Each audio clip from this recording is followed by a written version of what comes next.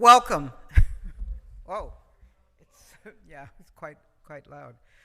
This is the August 13th meeting of the Community Oversight Advisory Board, and I'm going to tell you what our charge is according to the settlement agreement. You can also see that it's listed here on our chart. The job is to independently assess the implementation of the settlement agreement, to make recommendations to the parties and the COCO on additional actions, advise the Chief of Police and the Police Commissioner on strategies to improve community relations, provide the community with information on the agreement and its implementation, contribute to the development and implementation of a Portland Police Bureau Community Engagement and Outreach Plan, the CEO plan, and receive public comments and concerns. That is our job. We're glad to have you here this evening, and I'm going to turn it over to Mandy for a minute and let her tell you about the housekeeping things. They know, but that's me. Oh, good, you can hear me. Okay. So yeah, I just wanted to go over a few basic things with everyone. First, you probably saw, but there's food outside. Please help yourselves. Please help yourselves to food. We want it all gone by the time we're done tonight. Restrooms are, if you go down this way past where the food tables are and take a left, if you go down that hallway, that's where restrooms are. And also, I just wanted to make people aware of fire exits, just for the issue of safety. So obviously the door that I'm sure most people came in is one. We actually have an exit that's right off here in the corner is another.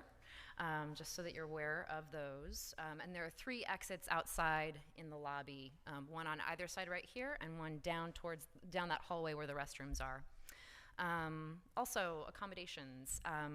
I wanted to make everyone aware that Brad Taylor is here. He's our mental health specialist. He's down in the back and just waved his hand and stood up.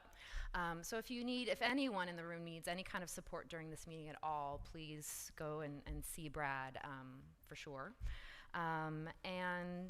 If we also have, let's see, there's, I don't see any children in the room tonight, but we did bring some toys to keep little ones or grown-ups occupied if you need to go take a break and play a bit. If in the future, if there's any sort of accommodations that you might need for future meetings, please don't hesitate to contact us. And I know that Kathleen has her card outside. You can also I think I'll make sure my card's out there as well. So please don't hesitate to call us if there's anything you need for future meetings. And then, I wanted to make people aware also, we are doing an experiment tonight with live streaming of our meetings. So right now there will be 2 people who are watching right now, and we're testing to see if this live streaming actually works. So Tom Christoph, who is part of the COCO team from Chicago, is one of the people who's participating in the live streaming, and Captain Marshman is the other person. So as long as this works well for our next meeting, we will have live streaming up for all people so that we can have access for folks who couldn't make it to the meeting tonight. And then finally, I just wanted to make everyone aware that we wanted to do voting a little bit differently from now on. And so we're going to actually do an individual roll call for votes. And that way we're all clear on who voted what way, and I'm clear for minutes. And then additionally, we also have minutes from the July 9th COAB meeting, so our last COAB meeting, that are in the agenda packets, and we'll be reviewing those today and discussing and hopefully approving or amending. There might have been a few parts here where I might have missed something, so definitely looking for people's feedback to make sure those minutes are accurate. And that's all I have. Okay, you need to know that Emmanuel Price, who was the chair for the executive committee, has resigned and is replaced by Bud Fulis, who was the vice chair. Emmanuel's resignation triggered the appointment of Siadam Edmo, who is a member of the Human Rights Commission and who may think that we're meeting downtown. I've corrected her twice on that, so I hope she gets here. She automatically is a member of the executive committee, given the structure and what is called for in the settlement agreement or in the bylaws and agreement. So welcome to Seattle when she gets here. And I want to make you aware that Dennis Rosenbaum and Amy Watson are here from Chicago to be with us, and they're going to share with us and give us a brief update on what the COCL is doing.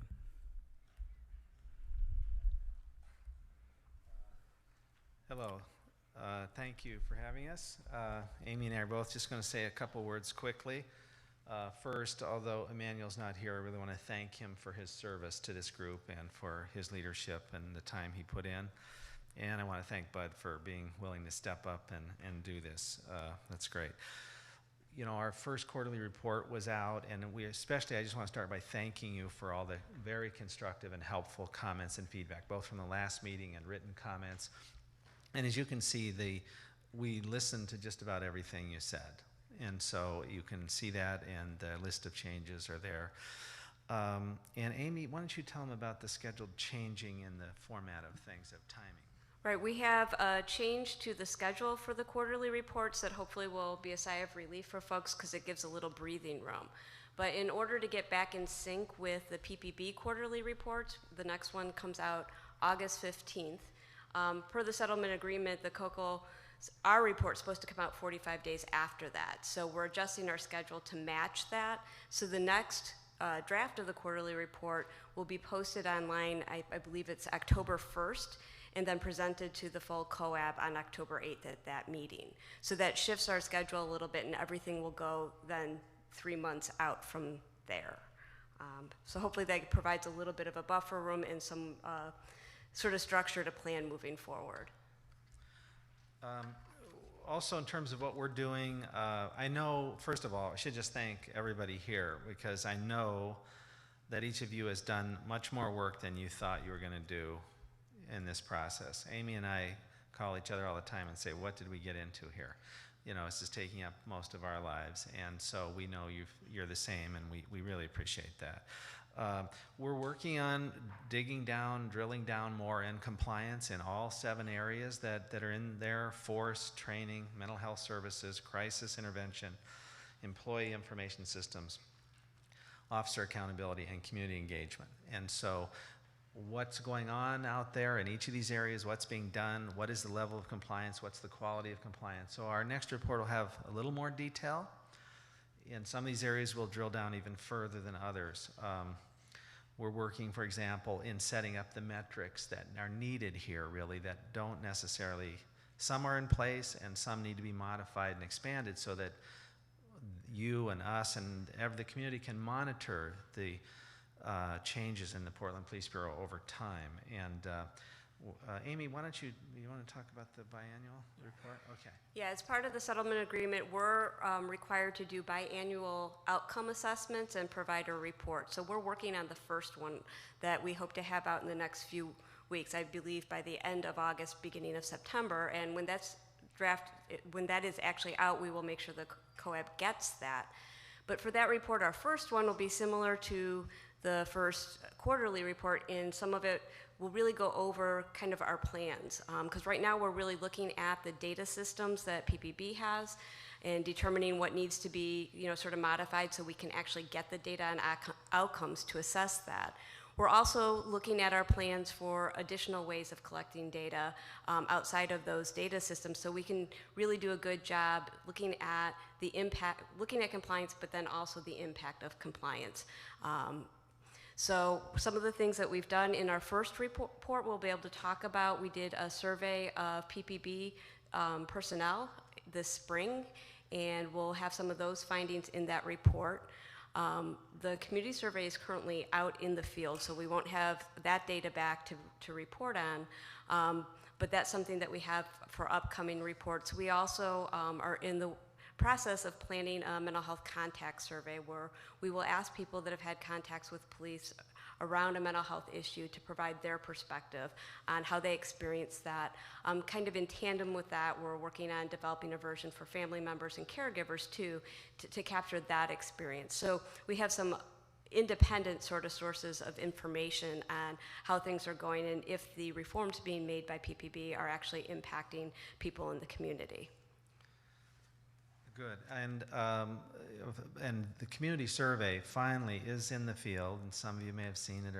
But again, thank you all for giving feedback on that. It was very helpful. I also want to thank the city for working hard to get it in the field and get. This is a big effort, and so everyone, people in Portland, throughout the city, are having an opportunity to comment on this now. And but it oversamples African Americans and Latinos. It will do an inadequate job of capturing some of the other vulnerable groups that we've talked about in these meetings, and therefore I know that the COCO group here and you guys are working on some focus groups and other things with various communities that could be affected.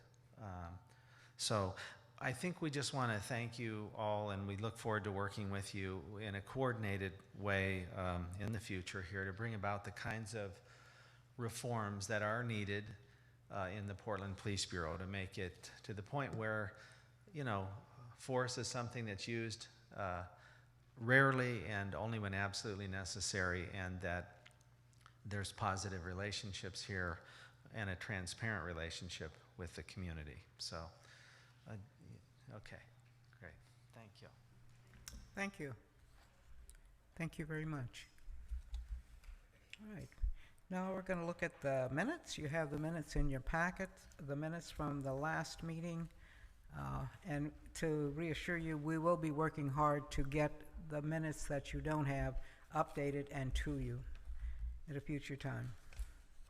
This is from the most recent meeting. Do you want to talk about it? Oh, I didn't realize. I don't have much, I don't know what to say about it. Okay, well, so have you had a chance to review them? I need a motion to, if there is discussion, after I get the motion, I'd like to have the discussion. Motion to accept the minutes. Yes? Okay. Okay, so now is there discussion on that? Do you find things that need to be modified, changed, eliminated? Yes? Please? Is that okay, or? Well, they were sent out so that, in hopes that you would read them before you got here. If you'd like to take a couple of minutes, go ahead, and we'll do a couple of minutes.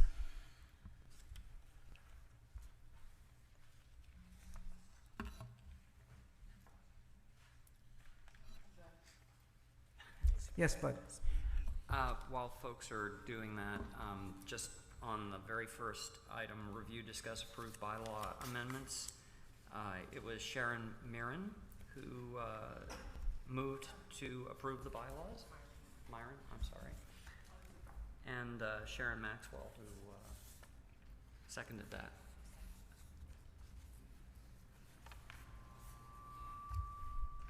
Okay, V.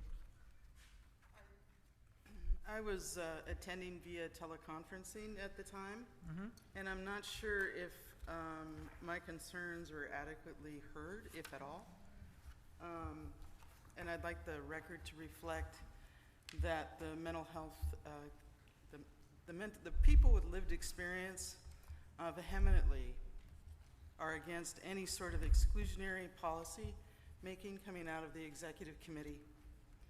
Anything that exhibits a sort that moves away from inclusion is exclusion, and we are vehemently opposed to that. I'd like the record to reflect that. Okay.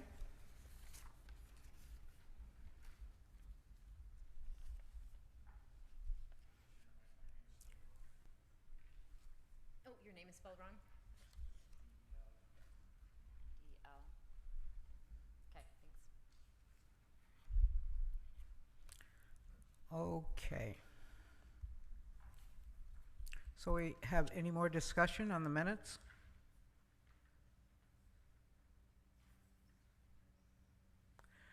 All in favor of accepting the minutes with the revision as proposed by V, please signify, how do you want to do this roll call thing? Just, let's start with Tom and just say who you are and yay or nay. Excuse me? Okay.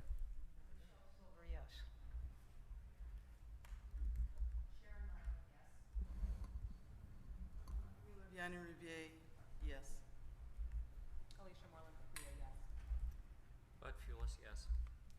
Jimmy Johnson, yes. Avell Gordley, yes. Seatum Edmo, abstain.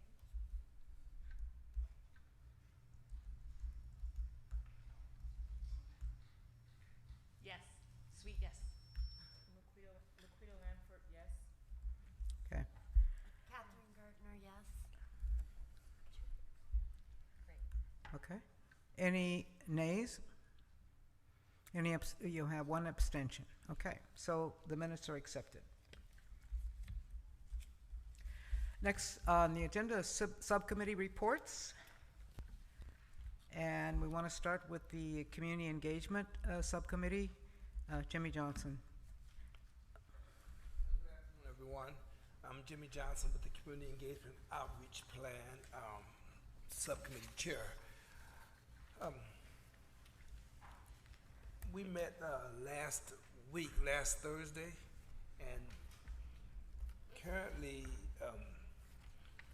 one of our first thing was just to get a consistent meeting place. I'm gonna just put that out there right quick, and we got one secured, and that meeting place is gonna be over at the North Precinct, off of MLK and Emerson. And one of the reasons we thought that it might be a good place to meet is because it's a good building to use, and it's right in the police precinct, the North Precinct. So, and part of our plan with the community engagement is also to work with police officers closely in crafting out ways to help make policing better for all involved. And as it relates to the settlement agreement, meeting with the officers and police personnel as well as community, so get us all involved. So that was a big thing to me to have a study meeting place right there in the community and right in the North Precinct. So we got that secured for, well, I don't know how many months, but for a few months anyway. And our normal meetings, just a heads up to everyone, our COAB meetings is on Thursdays, the third Thursday of each month, from 6 to 8 p.m. So we just want to put that out there. Some other things we talked about last week and we want to consult with is working with, of course, the mental health piece, the mental health engagement, far as doing the focus groups. We're looking at doing focus groups as relates to the survey.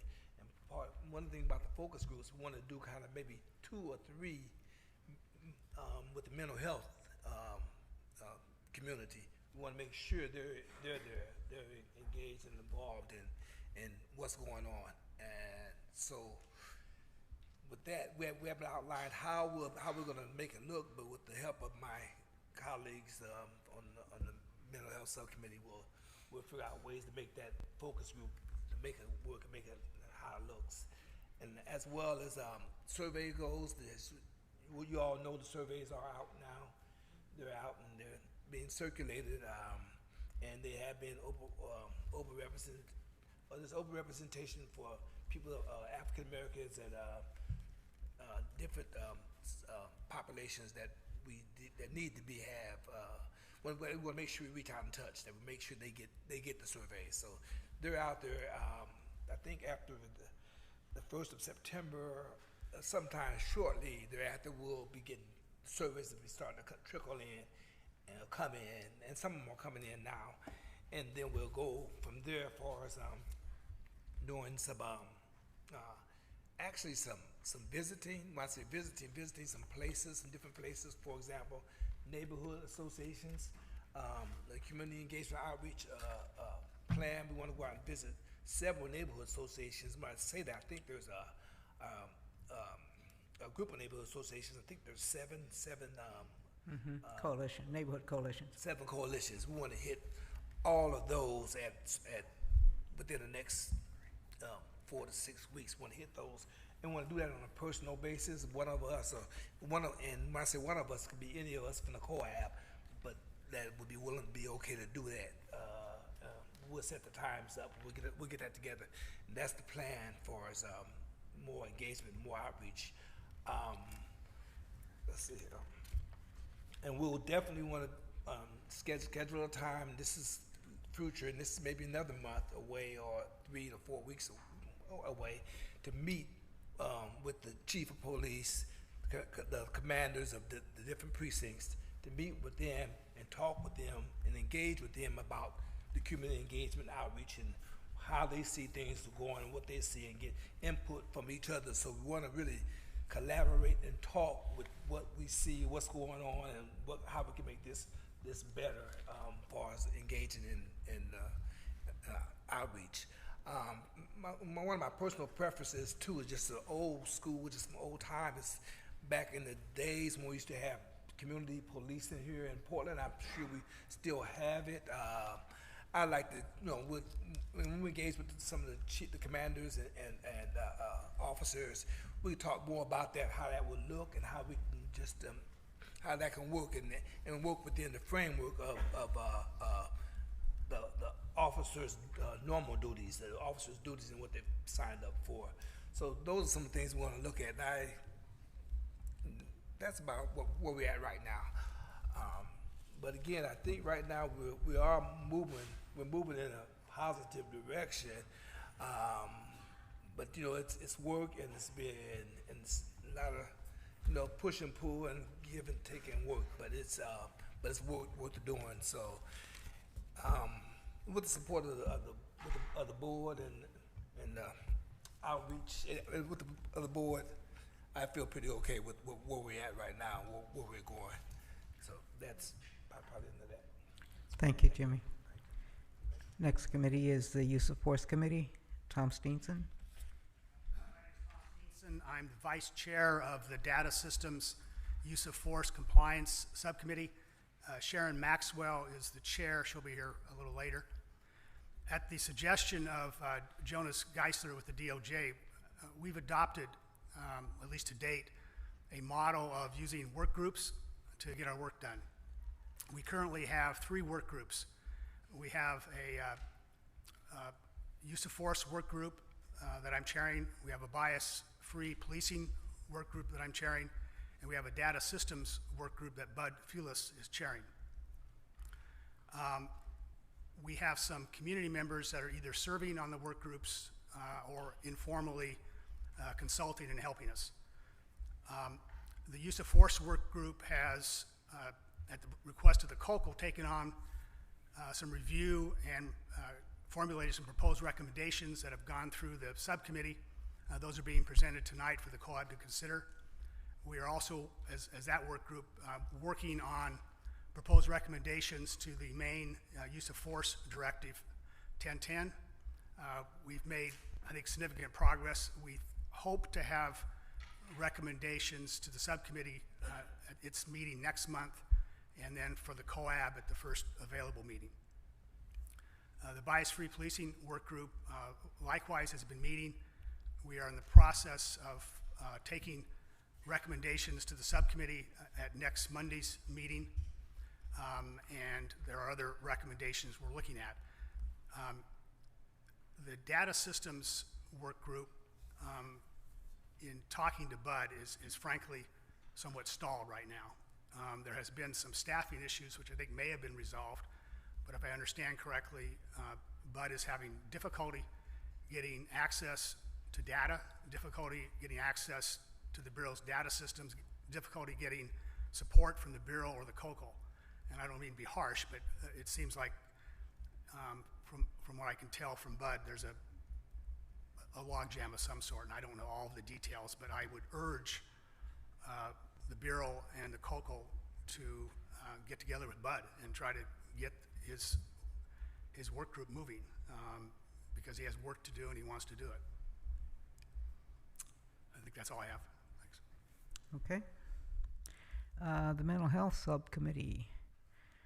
Alicia Moreland Capua. Hi, good evening. So I am the co-chair of the Mental Health Subcommittee Crisis Response Team, and I co-chair that with Dr. Sharon Myron to my right. And as you all know, the settlement agreement, the real centerpiece of it is around the police response to persons with perceived mental illness or in mental health crisis. So that is really the centerpiece of much of the settlement agreement. So the subcommittee is concerning itself with that. Specifically, we have worked very hard to sort of go down parallel tracks and asking ourselves a few questions.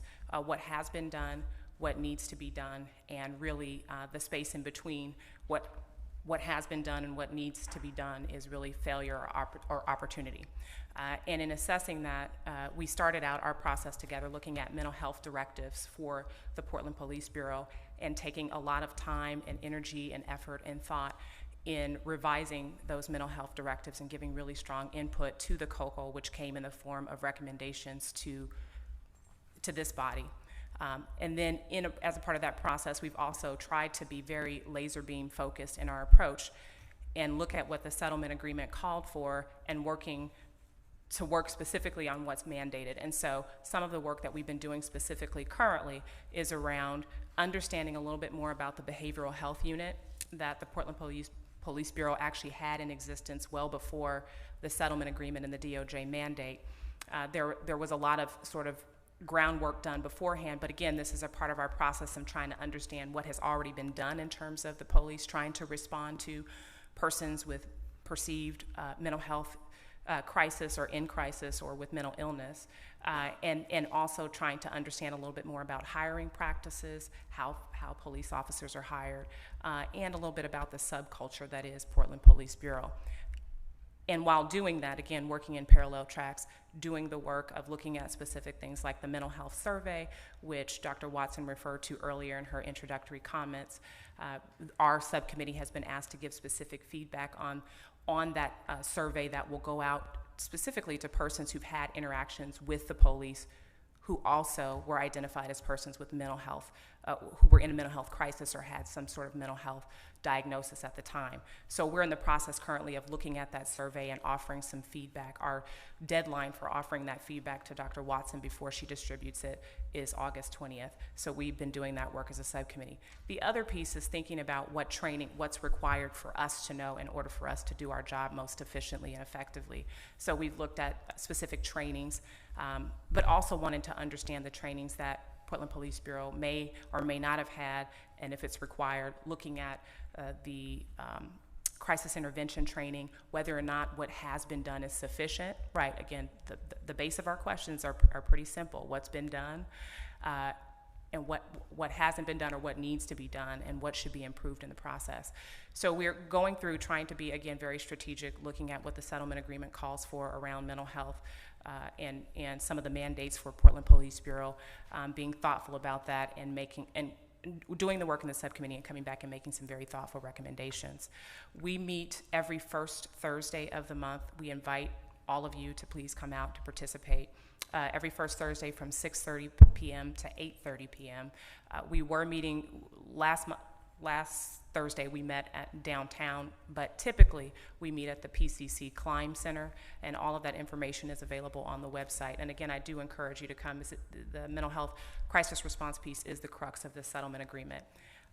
Lastly, a few other things that we're doing. The recommendation has been made that the behavioral health unit plus the Behavioral Health Unit Advisory Council members come to present to this larger COAB body so that the public also has a good understanding of what they are, what they do, what their mission is, and then also some other specific trainings coming to a theater near you is also understanding a little bit more about the Unity Behavioral Health Care Project that is a collaborative between OHSU, Kaiser, Adventist, and Legacy. And so Dr. Myron has been gracious enough with her wonderful relationships to have Dr. Chris Ferentinos, who is the director, I believe, of behavioral health for all of Legacy, to join us at our next COAB meeting to educate you, the public, on what that project will look like. And that is in direct response to what the DOJ has sort of mandated, that we have more capacity to provide services for folks with mental health needs, right, that is more readily available. So we will, as a part of our subcommittee, mental health subcommittee, that is something that we have done. And also the behavioral health unit, again, will be coming before you. So again, there's a lot of wonderful things that we are doing and working on. We invite you to come join us, and we invite you to pose any questions that you might have. Thanks. Thank you. And Bud, we have assumed that as you talk about the charter, if there are things to report from the executive committee, you would incorporate them into this next section. Okay. All right, so we have 5 minutes. This is a fairly dry document, so I'm going to give you a quick overview of it and see if there's a need for any discussion before we move to vote on that. The purpose of the executive committee is to serve as a guide and aid to the COAB in accomplishing its charges as directed by the settlement agreement. We go into a little detail as to which sections of the settlement agreement there, but I think it's key to keep in mind that we are here to serve the COAB, not the other way around.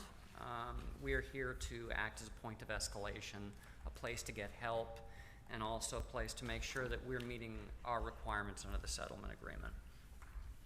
Moving into duties, section 2. 2.1, represent the COAB while working with COCL. So basically, we work out the agendas with Kathleen. Serve as the COAB representative consulting with PPB on data collection. You've already seen the data request form. Those data requests come through the executive committee for approval. Coordinate and consult with DOJ and city attorney as needed. So where there is a need to work with the Department of Justice or the city to get a question answered or what have you, we work with them on those things and funnel that back to the full COAB. Act as a point of escalation, again, as Tom just recently did, where we have a subcommittee experiencing an issue. We act as a point of escalation to work with stakeholders, DOJ, city, PPB, to try and get those issues resolved. Ensure that COAB refuse for feedback and comment, all subcommittee reports, et cetera, and outcomes, and then it goes into a list. So basically that's just saying make sure that everything gets put to a vote in the COAB, which is basically saying we follow our bylaws. Provide regular monthly reporting on the COAB and subcommittee progress. That's fairly important. Once we get this approved, we'll be talking about a roll-up reporting format that we want to use with all the subcommittees so that we can then begin reporting into our stakeholders what progress we're making for them.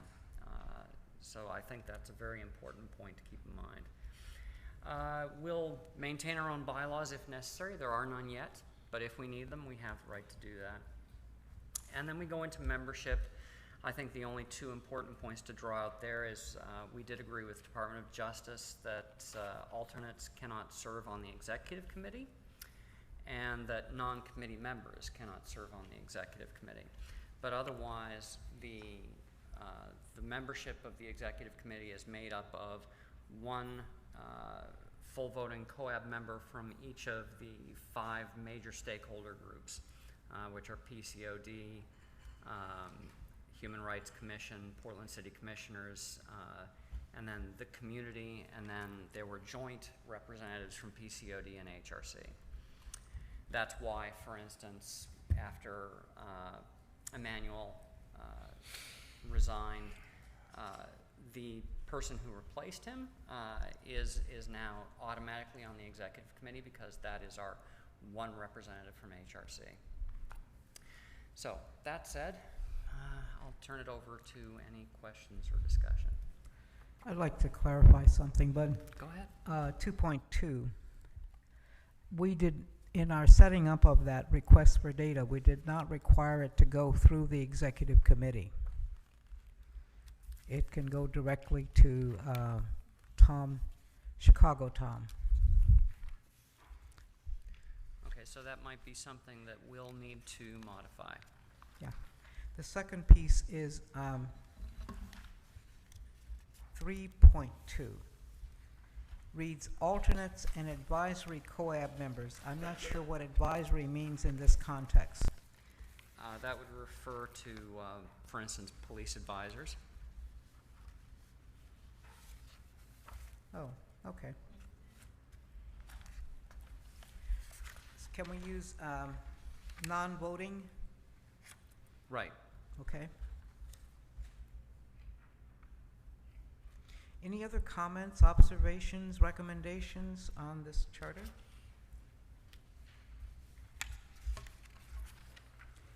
Rochelle? I would like to have some discussion of the membership of the executive committee. When we first started, we agreed that a fair way to approach that was to have one member, one executive committee member from each of the stakeholders group. And in part that was because we didn't know each other. And I think the situation is very different now. I think we do know each other, and we have some ideas about strengths and weaknesses. And I personally would like to see us vote on executive committee members from the entire body of 15 members. The other part of that I'm concerned about is that if we leave it the way it is, with Emmanuel's resignation, our newest member, who I'm sure is quite competent, but doesn't know anything about what's happened in the last 8 months, is going to be put in a position, a burdensome position, to have to make decisions on things that she has no history of. So I would like to hear what other people are thinking about this and whether I'm off base or what. Thank you. V? Thank you.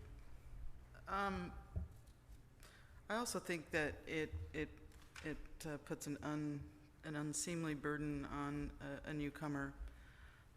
Also, I think it's important to consider that over the last 6 months, since the inception of the COAB, we have lost 5 very important members. We no longer have a vet, for instance, and I think that's unsettling. And we have the issue of Christy Jameson also being kicked off of the COAB because of those issues, the PCOD. And so the people with lived experience feel rather alone and quite unsupported. And to have people that do know what's going on and people that have exhibited over, this half year that they do care about and are here as advocates for those people with lived experience is critical. And I'd like to hear more information and more perspectives on that, but I'm looking towards a restructuring of the executive committee, frankly. Bud, you had your hand up.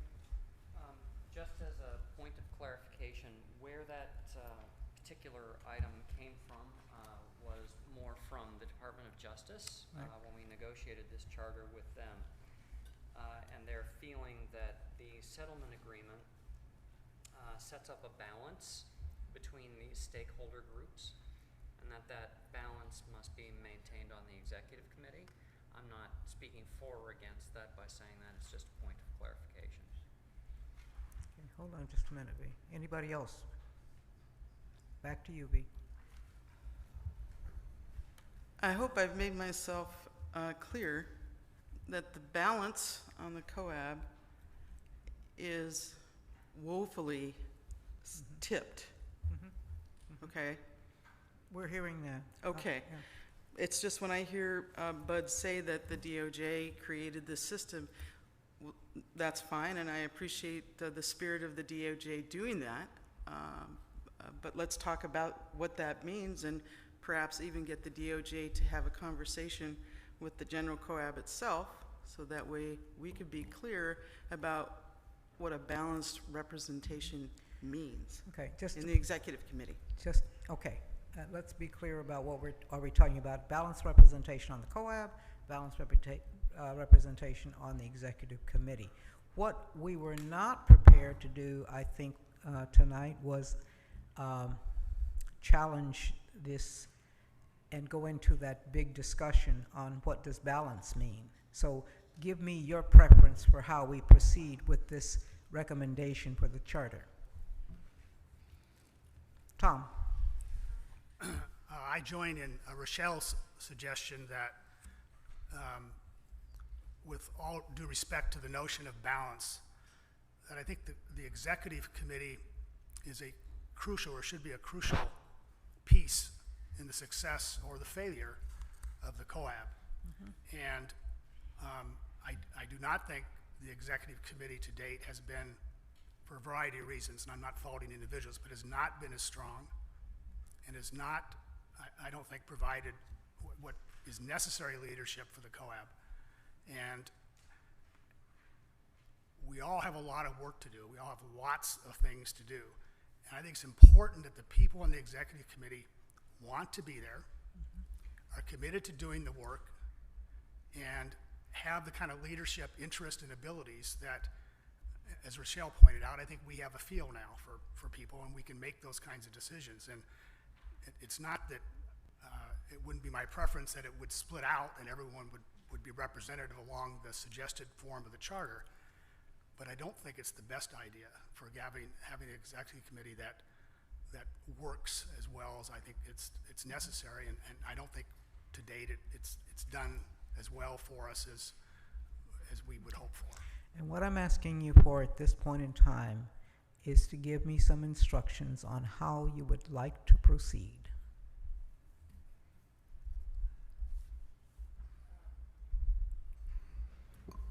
Well, I believe I also support what Rochelle has suggested, and for the reasons stated by others. So we can, I'm not sure what we are allowed to do by various bylaws and charters and things, but I think we need to first vote on how many of us feel that there should be a restructuring at this point of the executive committee. And if that motion or vote passes, take the next step to consider how we would proceed to select the executive committee. Okay. The issue, as I understand it, on the table is the charter itself. So what I'm asking is, what do you want me to do with the charter? It seems to me that what you want me to do with the charter is table it and get some more information, bringing back more information or another perspective. I'm not sure, what you would like to see happen here. But it sounds like this charter is not acceptable at this point to enough of you so that we would want to reconsider it. Is that what I'm hearing? Yes. Okay. That's yes? Yes. Thank you. All right, so that sounds like to me that you are instructing me to make sure that this gets re-examined with your input, or in some ways to have a work group or something that says we think it should look like this. Is that what you're asking for? Rabbi Kahana. Thank you. I would just like to speak in favor of the outline of this. So I would like to suggest that if we're going to table this, it would not be with the assumption that this should be eliminated. I think the concept of the appointment from these various groups, which is how we arrived here, should be, I think it should be retained. It could perhaps be modified. I don't think that the person who, if a person leaves, that automatically the person who takes their place is the one, is responsible for two positions at once. That can be onerous, I understand that.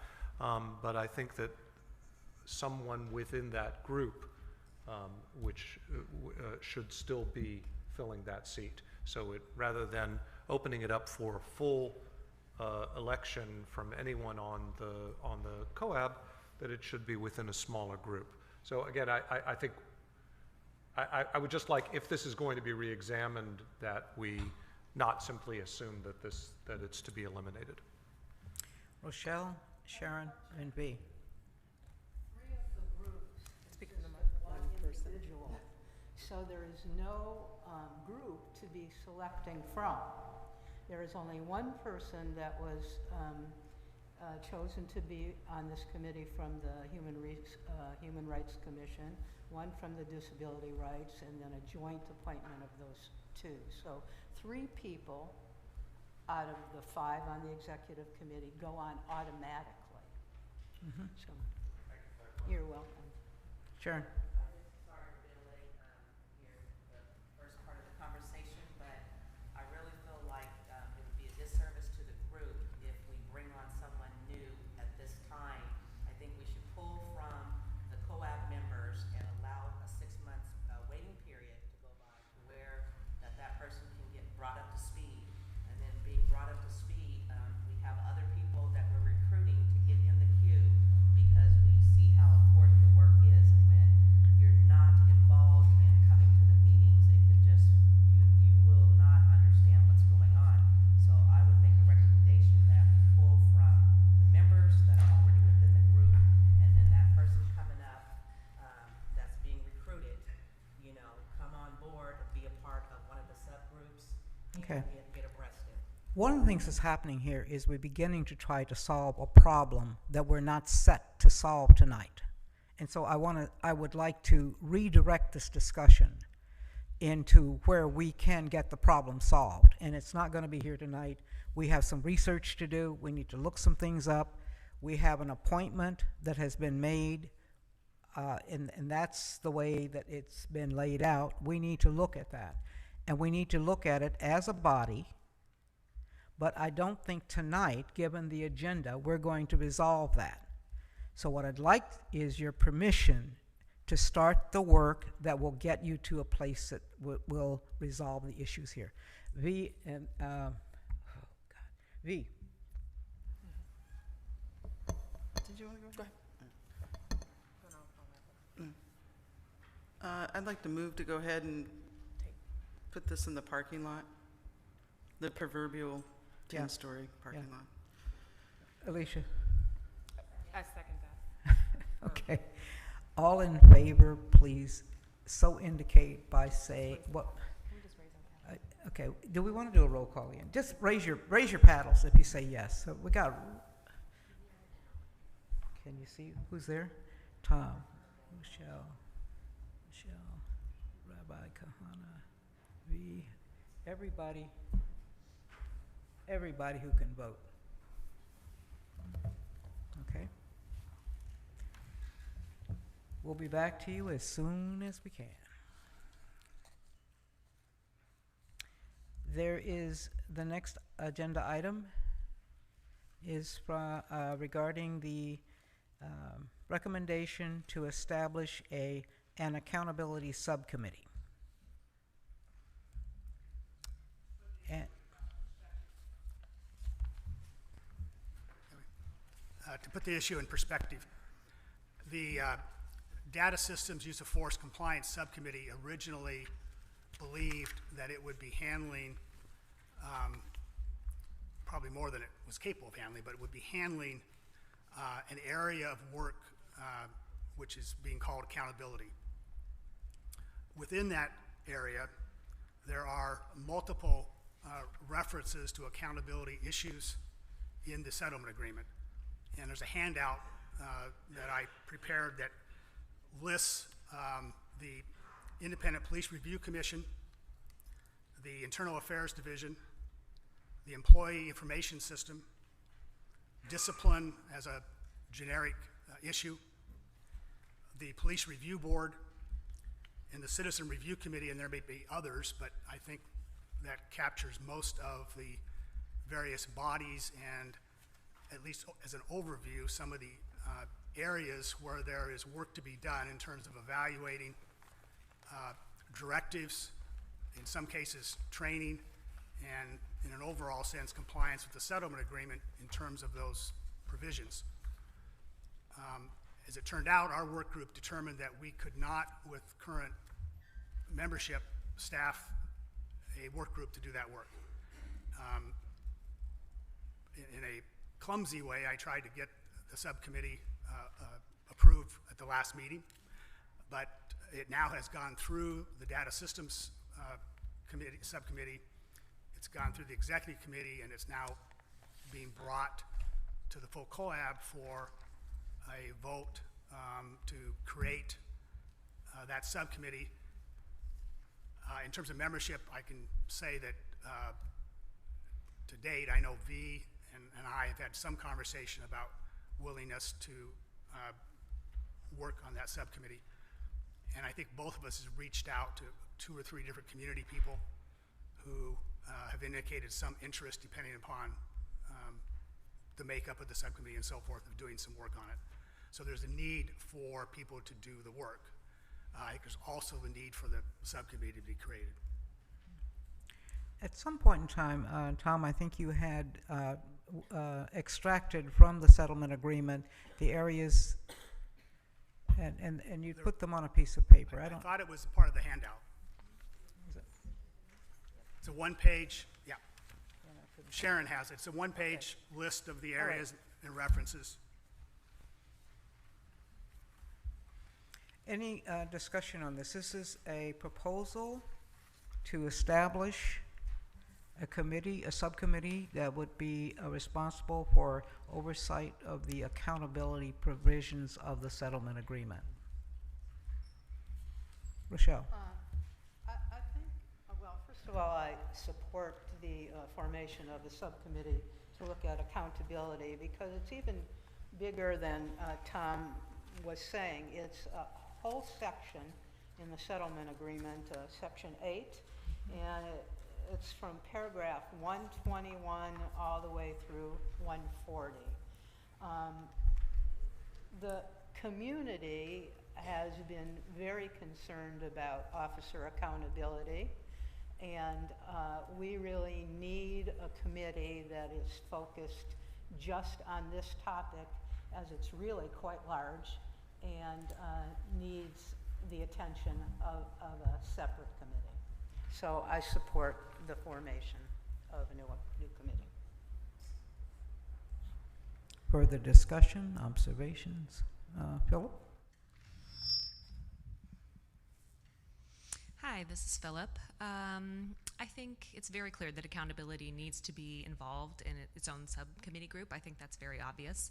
I would like to make a motion that we accept the recommendation to establish a subcommittee.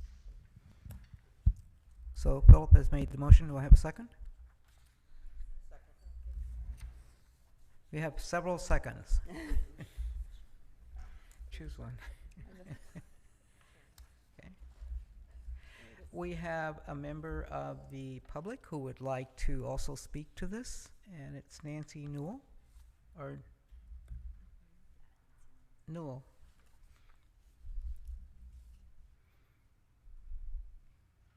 Thank you for the time and everybody's hard work. This is a very important issue to a lot of people in the city of Portland. There's so much grief and such a lack of accountability on what happens when life is lost and there is no really substantive follow-up to what took place and how it was handled. I think this is one of the best areas where public relations and outreach can accomplish a lot of goals. I'm very concerned that the reaction to a proposal by a very well-meaning citizen was challenged when she offered a book on one of the best studies done in the country on police accountability. That book is now circulating throughout the community to the tune of 100 books, and we are going to continue to advance that. As far as the problem with COAB, I have a very good lawyer who's looking into the problem of you being public officials and you can't accept it because it appears as if it's a gift or some form of lobbying. And this person knows the law inside and out and has won many cases, so I will advise if we get results that say you could all have that book. So I think that the community is very much supportive of what you're doing in many ways that's not visible, and I hope to keep helping. Thank you very much. Thank you. Okay. So we have a motion on the floor. Do I have a motion and a second? And any more discussion? Yes. Tom Steenson. Tom, could you say more about the bodies that will be needed to accomplish the work. You've named yourself and V, and you've referred to some community people who might have an interest in supporting this work as well. But could you say more about what that complement of people needs to be in terms of skill set, how you see the accountability committee being staffed? Again, my overarching concern is that we don't have enough bodies to do the work and to do the work effectively. I can't disagree with you. I'm not sure the existing COAB members, provide enough energy or have enough energy to do that additional work on their own, which is why V and I have begun to reach out to some people in the community. It's also an area that, and I'll be talking about it later, but in 2010, for example, there was a stakeholders group organized by the city, and it dealt with oversight. And oversight, is another word, I think, for accountability in many respects. And so there are people in this community that are not a member of the COAB who have spent a lot of time and energy with other groups over the past 5, 10, 15 years working on accountability and oversight. I think those people can be tapped because they understand a lot of the issues, they understand the history, they understand the impediments to getting things changed. So I think in that respect, those are important people to find and convince to help do the work. In terms of numbers, I don't know. I would assume there's plenty of work for 5 or 6 people to do because it's a lot of area to cover, to understand. And Dennis has talked about it in the quarterly report in some respects, some issues that he's identified that exist, and they need to be fleshed out and looked at. So I think it's going to take some people. An observation that we currently have in our community an organization, more than one, doing work around accountability, and that's COP Watch. They have been effective. They've provided the leadership, and I'm wondering what it would take to, I'm searching for a word here, to merge or bring COP Watch into the COAB work in a way that validates who they are and what they have meant to our community in terms of the accountability piece, and again, provide COAB with that necessary accountability arm that many of us feel is needed.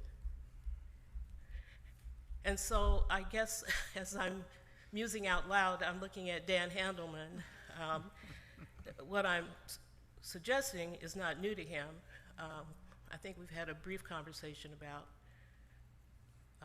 this issue and how it might work, or if it can't work, why not, and all of that. So if there's an opportunity for him to come forward and speak about it, that would be good, or maybe we reserve that for the public comment time, I don't know. But it just seems to me that COP Watch is the natural organization, existing organization to do this work.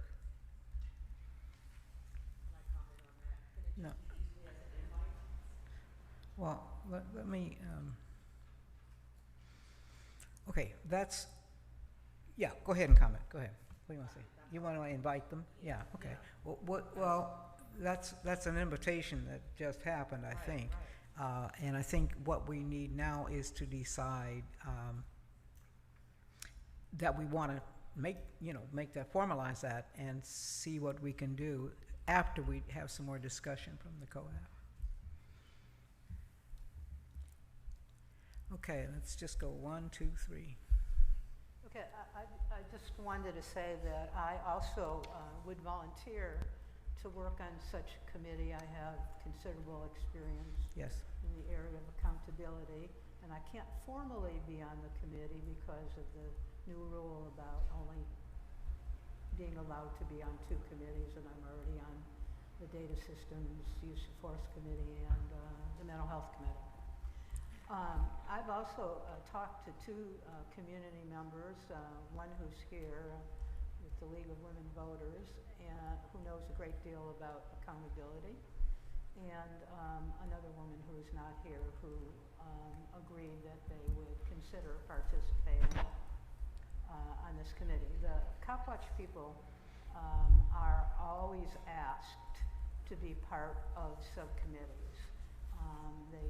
They choose to consult and not necessarily be actual members. So that's a position they have taken in the past, and I think that they would take in the future, and I see Dan's head going like this, so I think that's probably true, but they are asked always. Thank you. I want to point out that we have moved from discussing the establishment to a committee into the area of actually putting members into the committee without having established the committee. This is Sharon, and you took the words right out of my mouth. It seems that there is a general consensus that this would be a valuable, a particularly valuable subcommittee to add to our group of subcommittees. And so I would suggest that we go through and vote on whether to form the committee, and then we can have discussion about the membership of that subcommittee. Okay. I have one more request from the public, Brad Taylor, to comment on this issue.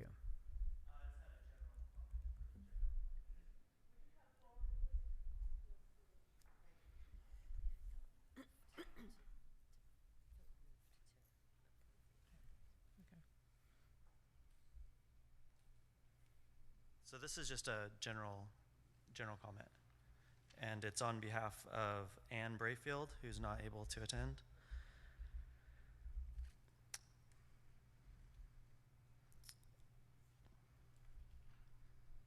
I am Anne Brayfield, concerned citizen. As a person unable to attend subcommittee meetings, I was pleased to learn today that in the interest of public engagement in the process, that subcommittee meetings, agendas, and minutes will be posted going forward in a timely manner to the COAB website.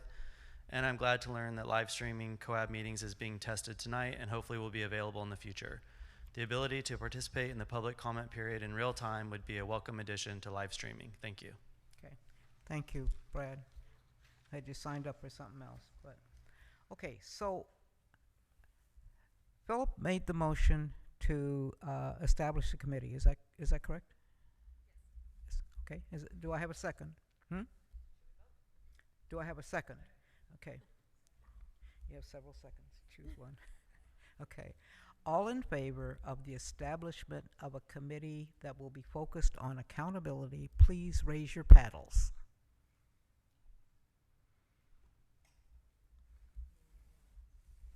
All voting members have voted affirmatively. Thank you.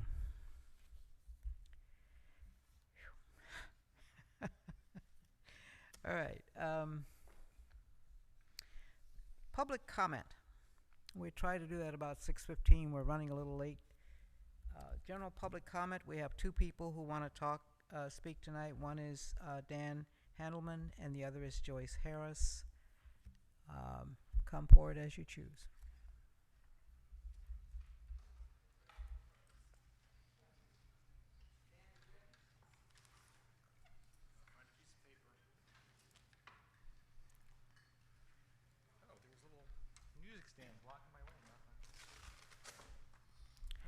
And Dan, remember you got 3 minutes.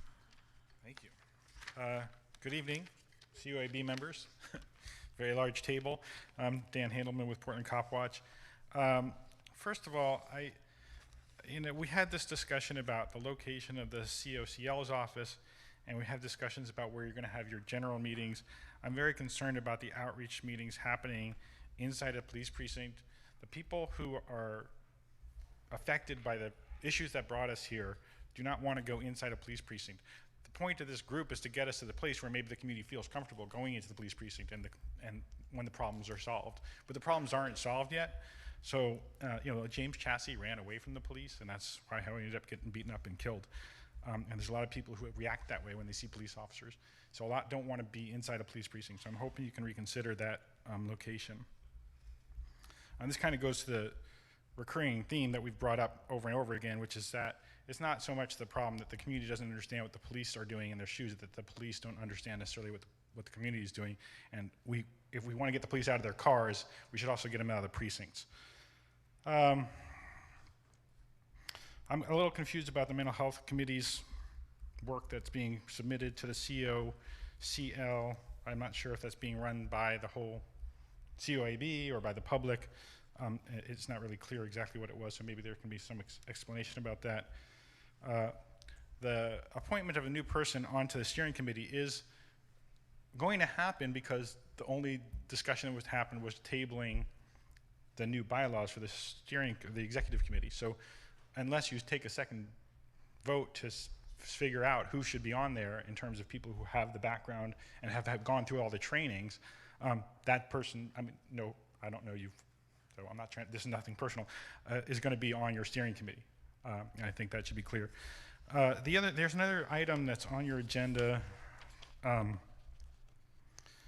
and I think that there's a possibility that I'm talking about it. It's very confusing because there are 2 or 3 things that are very similar. So I'm just going to say now that in some of the recommendations that are coming forward, it talks about the power to compel testimony, the ability of the Independent Police Review Division to compel officer testimony, and the City Council voted on that last year, and they had to back down after the Police Association kind of came forward and the city attorney agreed that because of an interpretation of who the employer is, as opposed to, like, the city of Portland are the officers' employers, but because the IPR sits in the auditor's office and the police sits under the mayor, they're not in the chain of command, so they can't compel the officers. I think that's the problem that needs to be fixed, and it might have to be a city charter thing, it might have to be a state law thing, so I want to make sure that that doesn't get lost.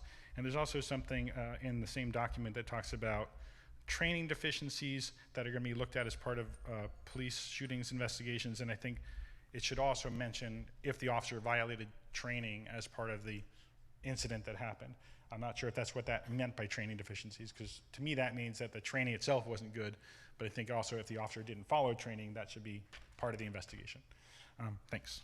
Thank you, Dan. Oh, yes. Yes. Well, you do better to do it here. If you want to, you get to have public comment on the recommendations after this, but this is the sort of normal place for. Huh? You do? Okay, well, then that's where we'll put you on, okay? Okay. If you don't mind, would you please speak to the subject of creating an accountability subcommittee and share your thoughts about a role for Cop Watch? What that might look like? I think Dr. Silver expressed her knowledge of our position about this. Our position has been that we're, especially because of the limitations of the settlement agreement, that we don't want to be a part of the COAB, but we're happy to provide you with information. We've been doing that all along. I hope we've been doing it sufficiently. We have a lot of documents, including one that I thought I had with me, but I don't. The 2000 PIAC work group recommendations, which was what the community had come up with, sitting at the table with police officers, but the majority of the people at that table voted on what the accountability system should look like. And I think that should be included along with the stakeholder report when you're looking at accountability. And so we're happy to provide you whatever information you want. We just can't promise to be at every single meeting or do all the work. Mm-hmm. Is that all right? I appreciate your response. Thank you. Okay, let's take a 10-minute break and then come back.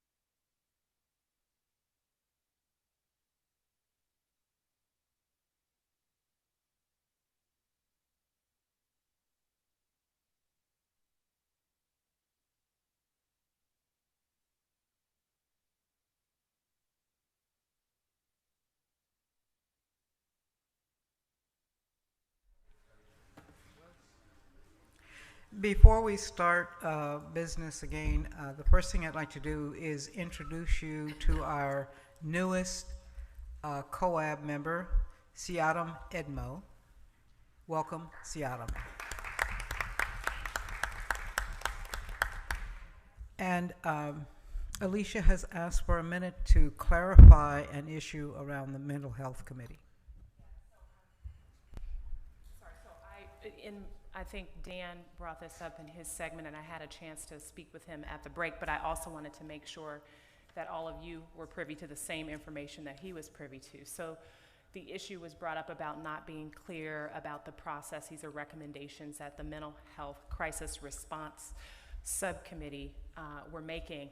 I had made mention of the mental health survey that the COAB has put together that would survey people who had interactions with the police and also had some sort of mental health diagnosis or some crisis response. That we're in the process of sort of working and still gathering information. Once we've gathered that information, a formal recommendation will be brought to this body, but we are not, and I want to have Dr. Watson actually come up and talk a little bit about that process, but I also want to mention that all of our notes, everything that we discuss in our subcommittee meetings, they are promptly posted onto the website. So I would just encourage, you know, to please visit that website with great frequency. So would you like to just clarify further the survey? For the survey, actually, that's a COCL activity. It's not something under the purview. I mean, it's not a COAB activity. What I originally brought the survey to the committee for was just for some feedback on wording and questions. I don't know that it's necessarily something that requires formal recommendations to be voted on. It was more a way of making sure that we were covering what we needed to gather information. So there was no formal recommendations made by the committee. That process of discussing this very issue of just going through and even getting feedback from the mental health crisis response subcommittee is made available on the website. So if you come to the subcommittee meeting, you can see for yourself the actual survey. You could have actually had input. All of the public members who were at the subcommittee meeting did have input, and all of that is placed onto the website for your review. So there's great transparency. There's nothing being done sort of under or over. And when we do have formal recommendations, they will be brought properly before the COCL and the COAB for a formal vote. So I just wanted to clarify that, and if there are further questions, we're available to answer after or during the break. Thank you, Kathleen. Thank you, Alicia. All right, now we're on to the next agenda item. I'm going to point out that we're running about 10 minutes behind, which means we would appreciate it if you did not repeat yourself as we talk. This is the use of force recommendations. There's a handout that you have, and the presenter is Tom Steenson on behalf of the Use of Force Committee. The COCL approached me as the chair of the Use of Force Work Group about a month and a half ago, asking us to look at two directives. One we looked at and couldn't see any recommendations that needed to be made, and I won't talk about that. The other one is 1010.10, post-deadly force procedures. It frankly would be probably something the accountability subcommittee would look at, but in its absence, we did that. I sort of took the lead on it. I was somewhat familiar with the issues that are raised by that directive, at least as I thought it addressed significant accountability issues that the community has been talking about and complaining about for a very long time.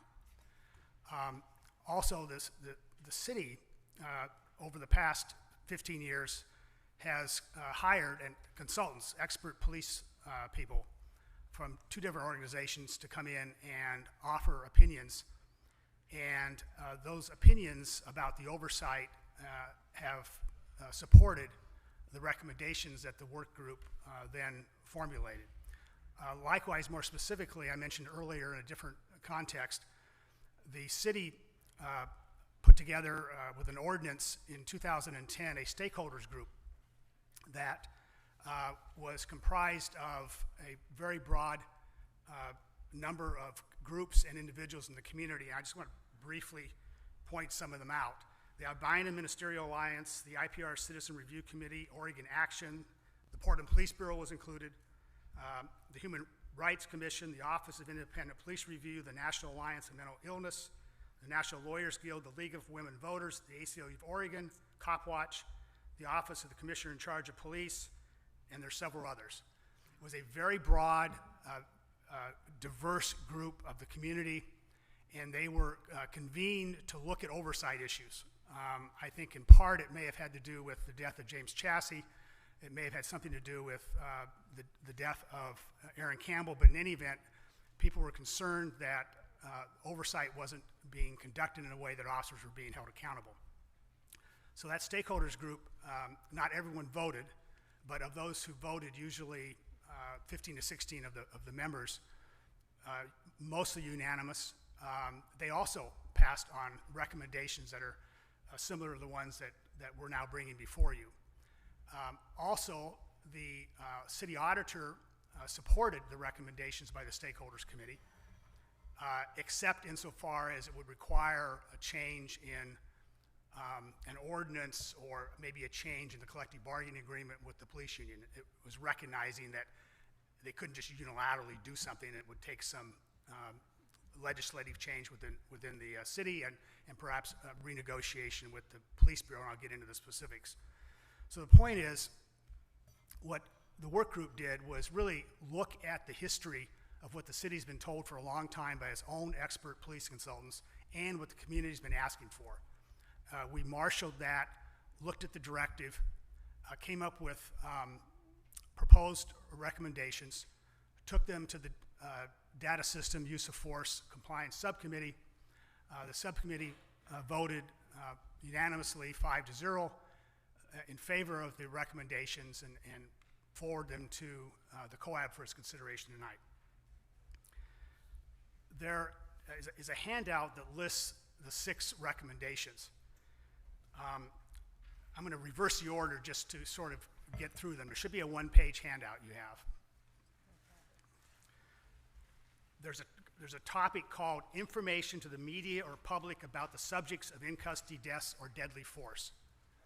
I haven't heard any controversy about these recommendations, but I'll at least read them to make sure everyone's aware what they are. The PBB shall not release information to the media or the public about the criminal history, if there is one, of a subject of an in-custody death or deadly force. The other one in that same category is the PPB should not release to the media or the public the mugshot, if there is one, of a subject of an in-custody death or deadly force.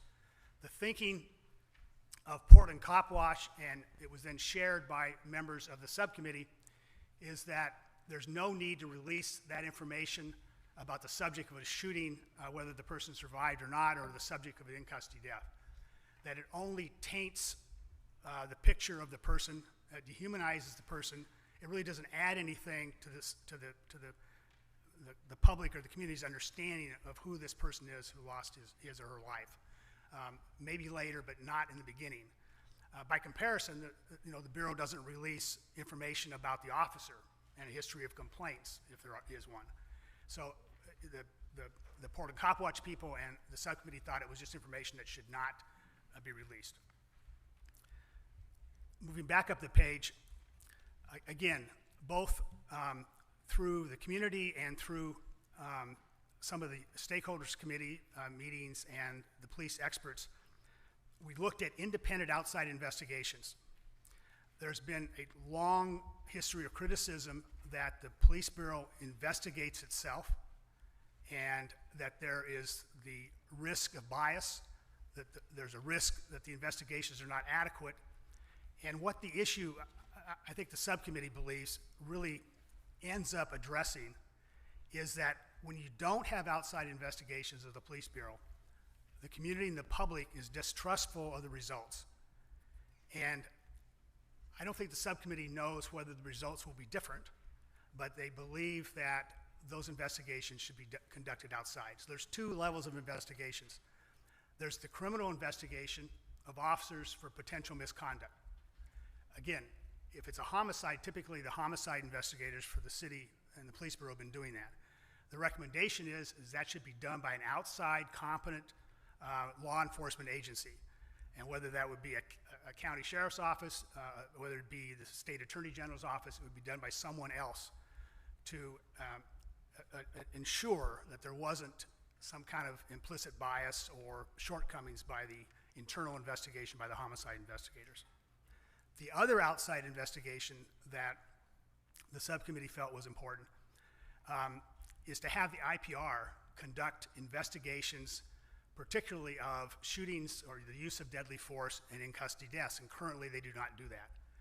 And again, I don't know whether the results will be different, but the subcommittee felt that to ensure, at least as much as possible, that there wouldn't be a biased investigation and to contribute to the public's trust of those internal investigations for potential officer misconduct, policy issues, training issues, that it would make more sense to have the IPR do that than currently the Internal Affairs Division of the Portland Police Bureau.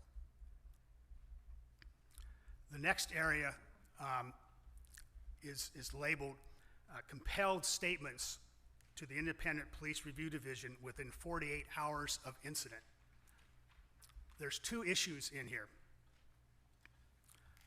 The first one is eliminate the 48-hour rule. Let me explain what that is.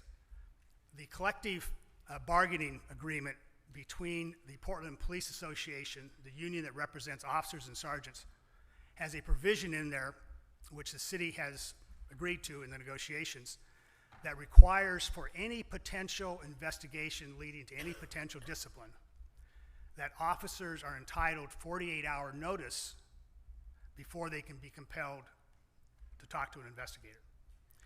And the sense is that there is the risk that the officer sits down and colludes with other officers and otherwise prepares testimony or figures out what he or she should be saying to investigators to avoid the consequences that might come if there was an early statement being given.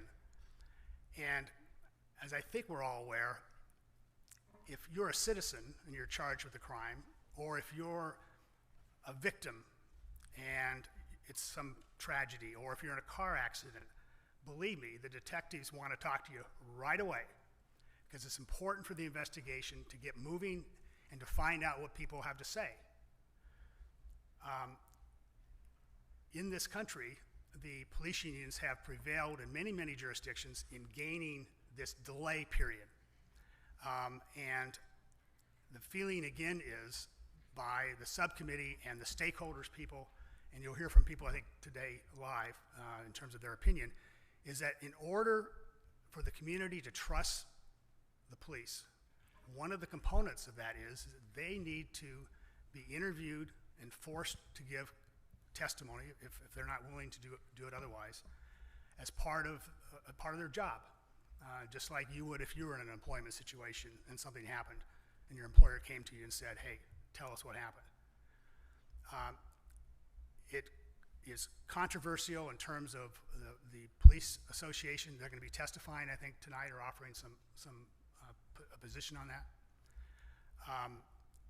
There is evidence that the arguments being used by the police bureau, not the police bureau, but the police union, that because of the trauma associated with the incident, that there's a loss of memory, and therefore officers need time to recover. There's literature and studies that refutes that. I'm not sure what the answer is. I'm not an expert on psychological phenomena. But what I can tell you is the city's own experts and the city's community stakeholder group have all uniformly and consistently recommended elimination of the 48-hour rule. And that's what this community wants. And so that's why the recommendation's here. It's not a recommendation that we anticipated or did anticipate that the police association would support, not at all. But it's something that the community wants and the police experts that the city's consulted with have suggested. So it's clear, this is a negotiating matter. The city can't just do it unilaterally. But what it needs to do is stand up, in our opinion, with the recommendation and tell the union this is a matter that we're going to change. We're just not going to have this 48-hour rule anymore. The other part of the compelled statement is it will take, and I think Dan with Portland Cop Watch suggested this, it will take an amendment to the city charter to give the Independent Police Review Commission the authority to look at officer use of deadly force and in-custody deaths. They currently don't have that authority, but they can simply change the charter, change the configuration for the IPR to give them the authority to do that. There also may be some issue about whether the IPR can compel officer testimony if they are put in that position. I don't know what the legal answer to that is, but I think it's within our purview to make the recommendation that it should happen. If the DOJ thinks it's a good idea and they can't get the city to do it, then that's beyond, I think, what the COAB can do. But again, taking that step to give the IPR the authority to do that and gaining the independence away from the homicide people and away from the Internal Affairs Division is what has been called for years. And so we're moving that recommendation from the subcommittee to the COAB. That's, in a nutshell, what those recommendations are about and why they're being pushed forward. It's not new thinking. It's thinking that the city's own experts have had, and it's thinking that the community's had, and we're simply kind of getting in line and doing our job. Ava?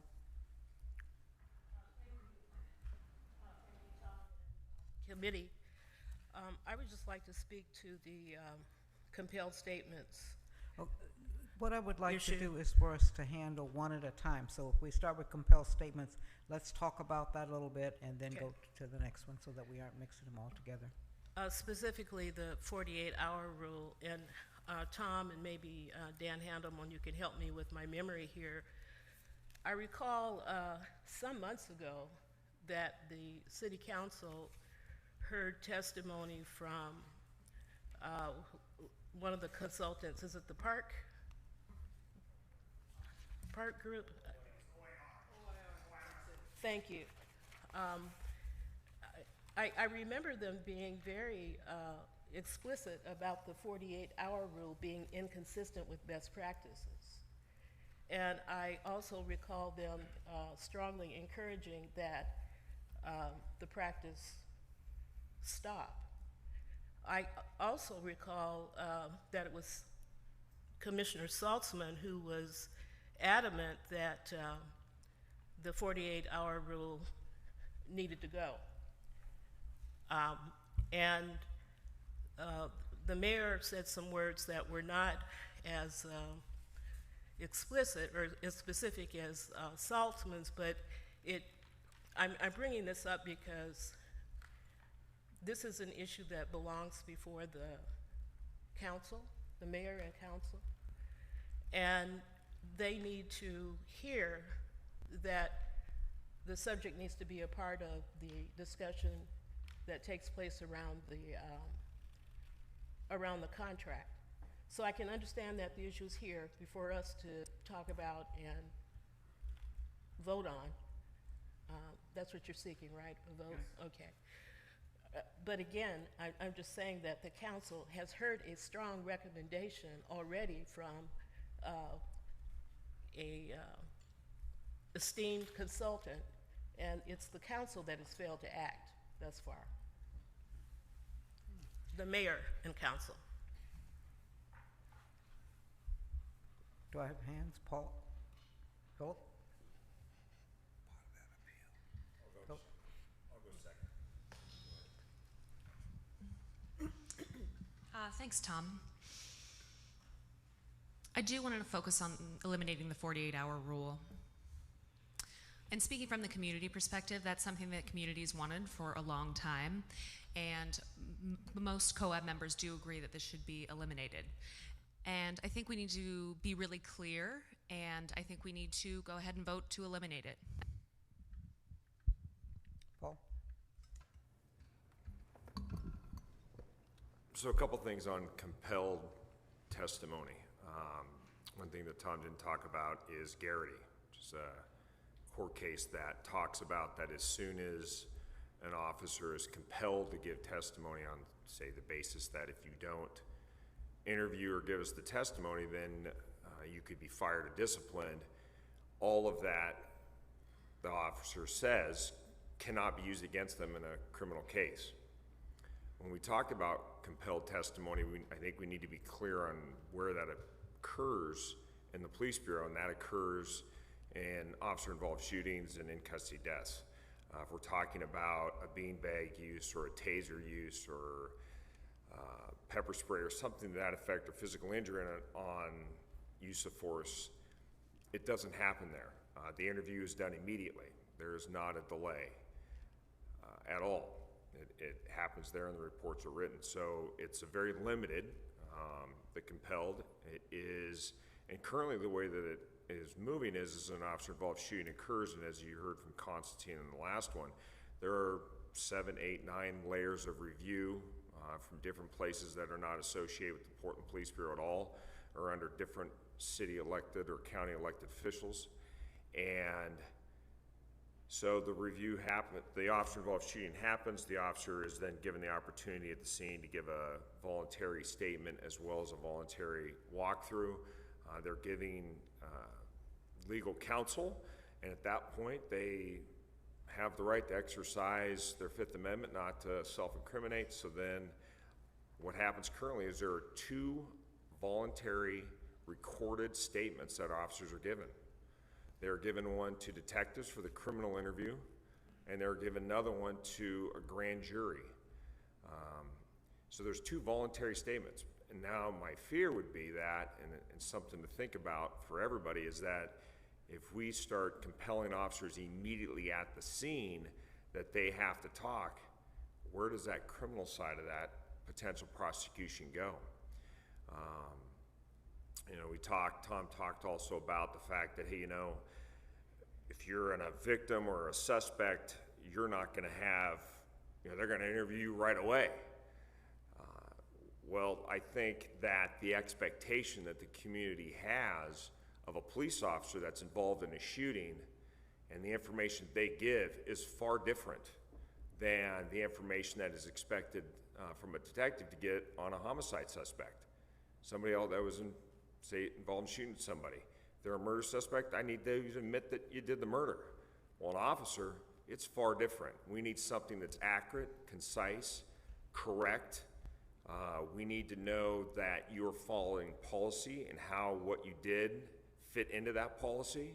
We need to know that you followed what the United States Supreme Court says in Graham versus Connor and the 7 different things that need to be thought about. There's a lot of expectations that are absolutely valid.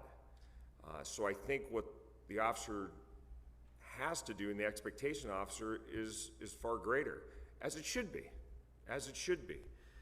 You know, I look at one of the reports that Tom submitted, an expert, Samuel Walker, who also was the author of the book on police accountability, and I look at his United States Commission on Civil Rights testimony, supplemental testimony, and he talks about emerging best practices.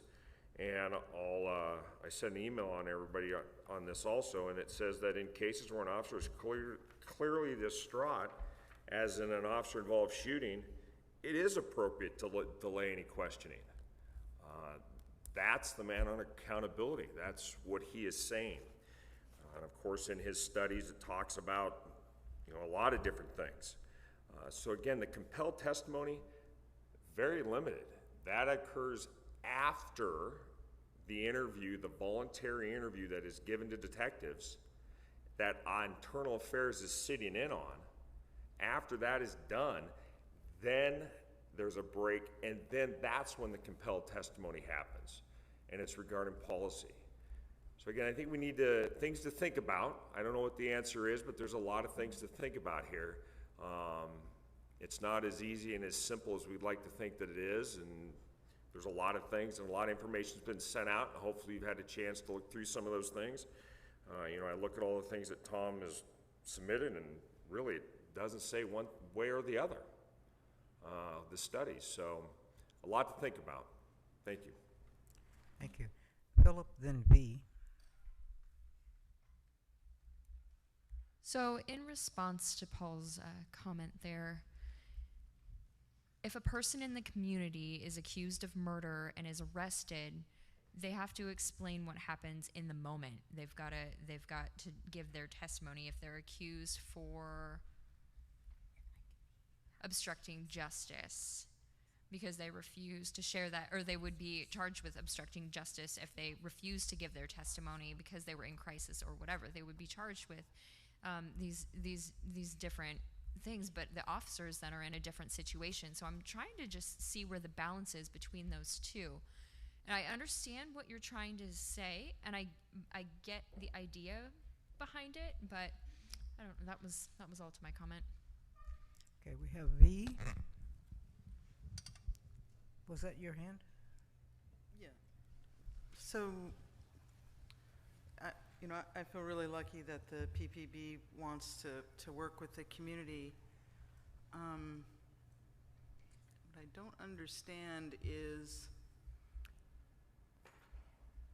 the people that have consistently, or at least there's a pattern in practice, have been harmed. They're not really the focal point. So let me put that away just for a second. And it's true, everybody, in any sort of violent confrontation, everybody suffers. But what I don't understand within this context, within the DOJ framing, why the PPB or the PPA isn't talking more about the community and less about themselves and their interests. If that makes sense. It's an affront. I think Adrian wanted to add some clarification.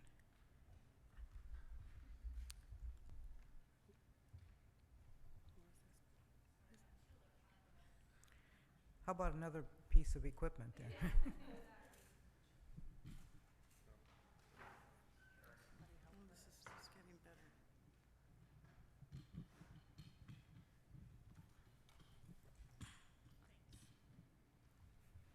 Good evening, everybody.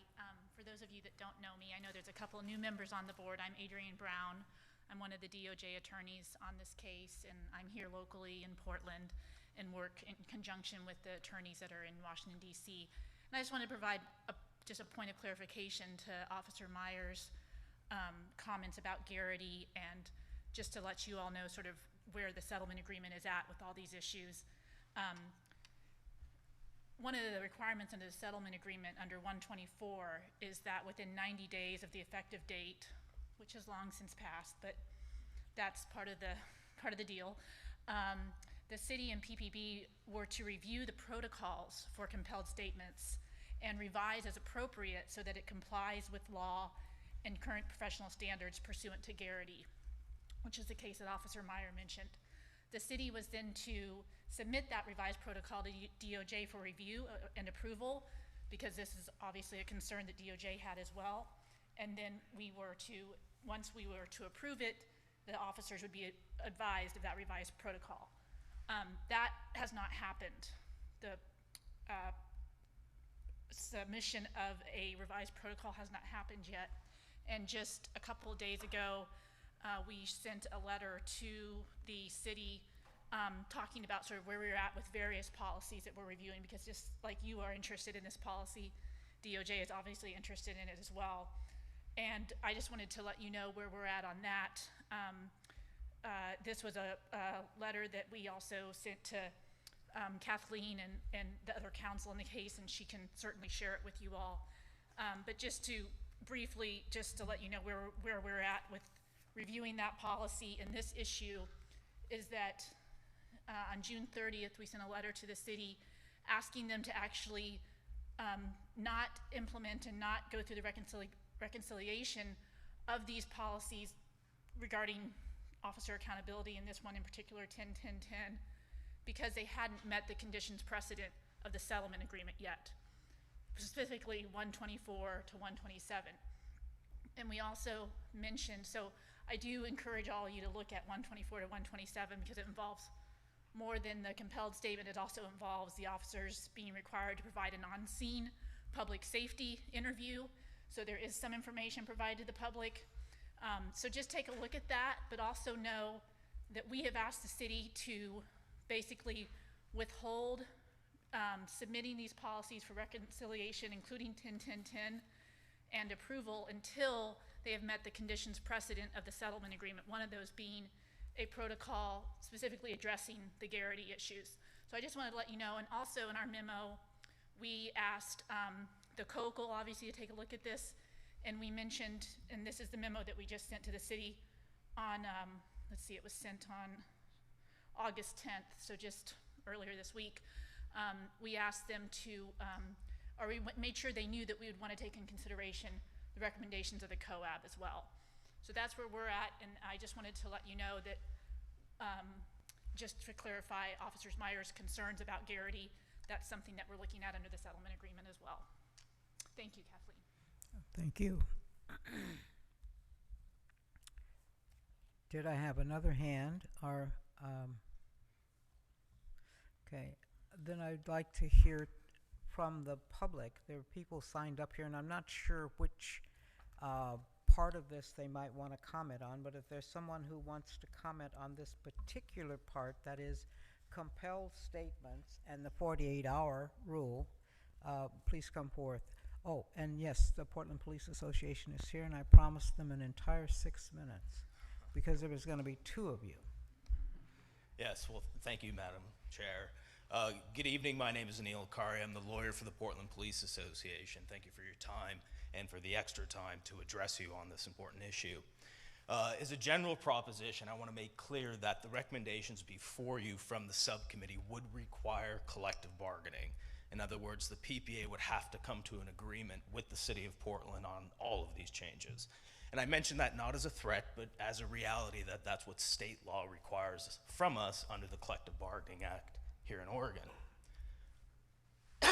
Excuse me.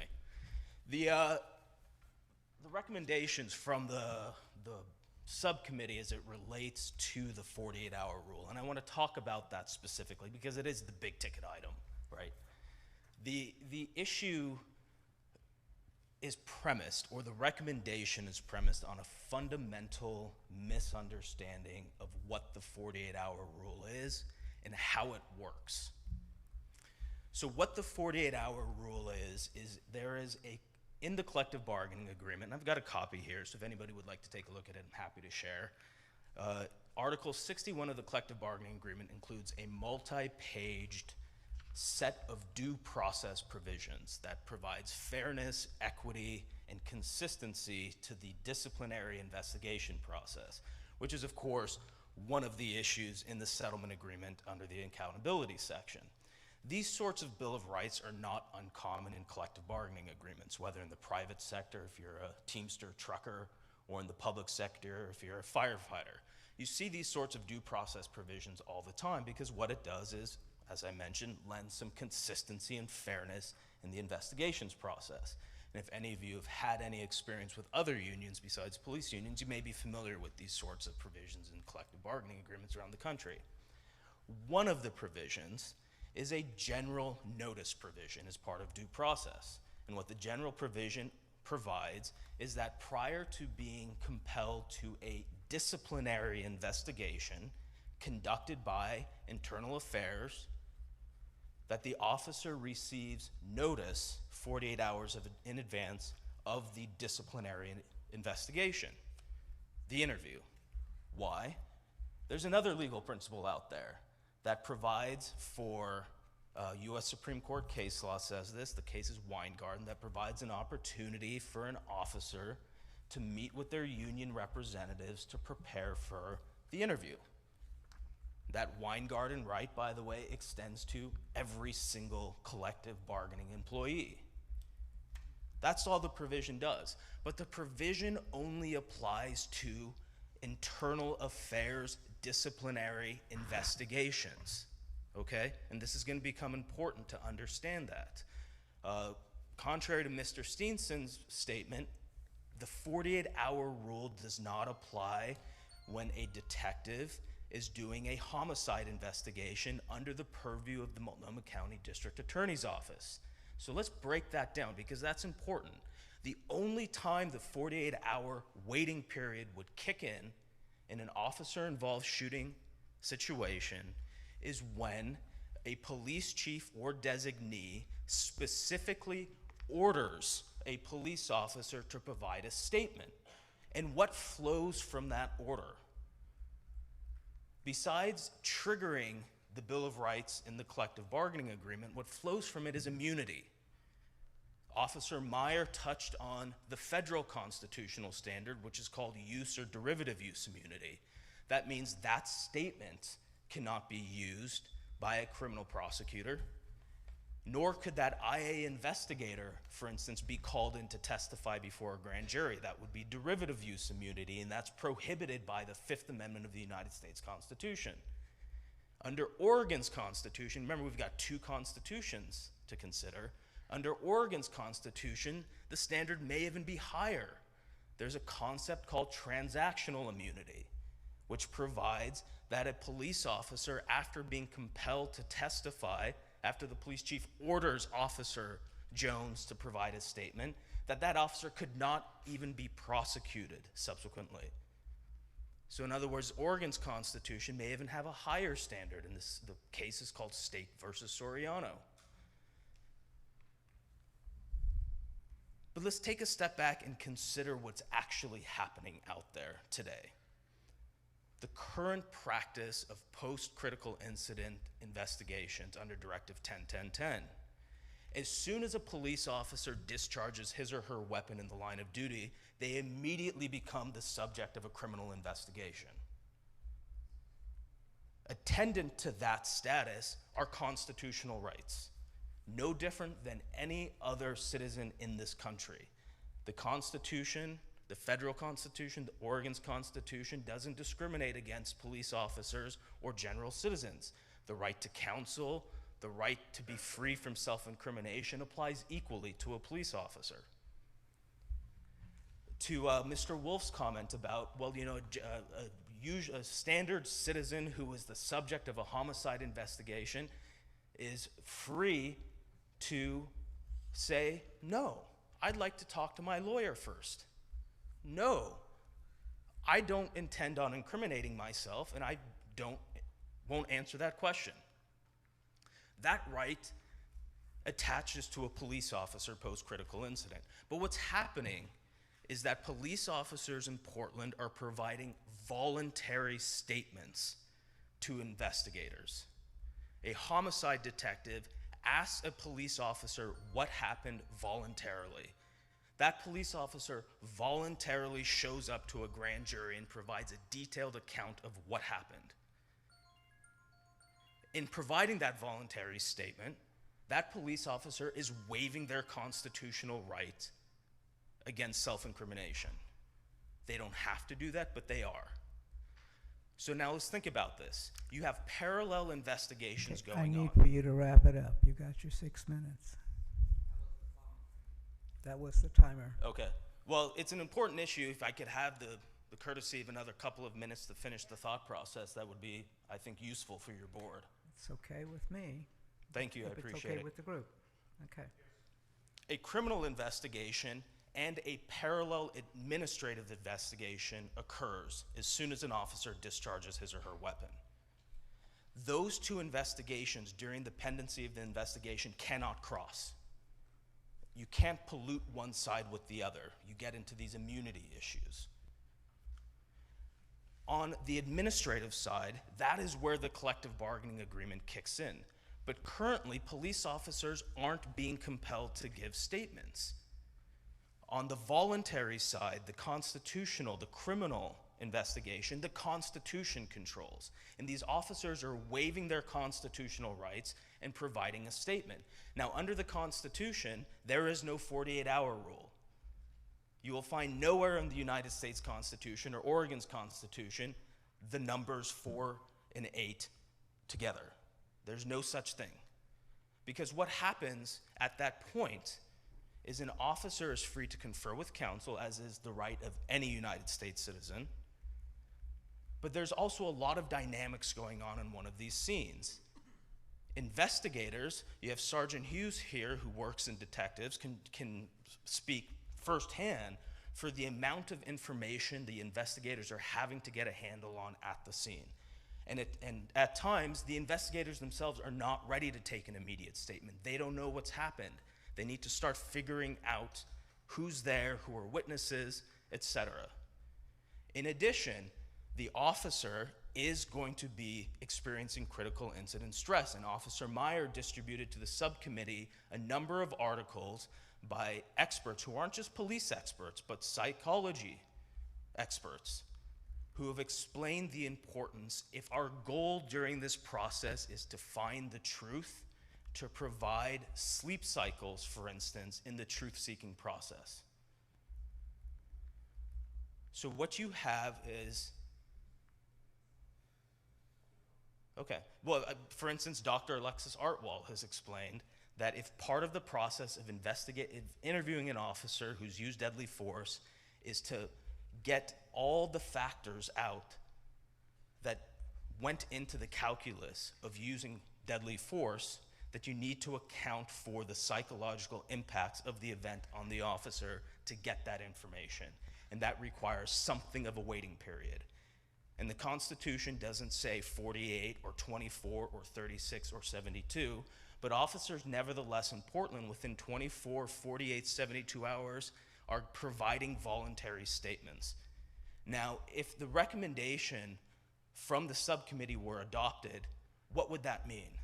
That would mean that although the community wants to retain the ability to have their district attorney pursue criminal charges against an officer who is clearly engaged in criminal misconduct, that with a compelled statement, you could never prosecute. You can't use that statement against the officer. So if we're here to balance community interests, one of which is the retaining the right to have a district attorney pursue charges, if so needed, you cannot have compelled statements given the constitutional immunity issues.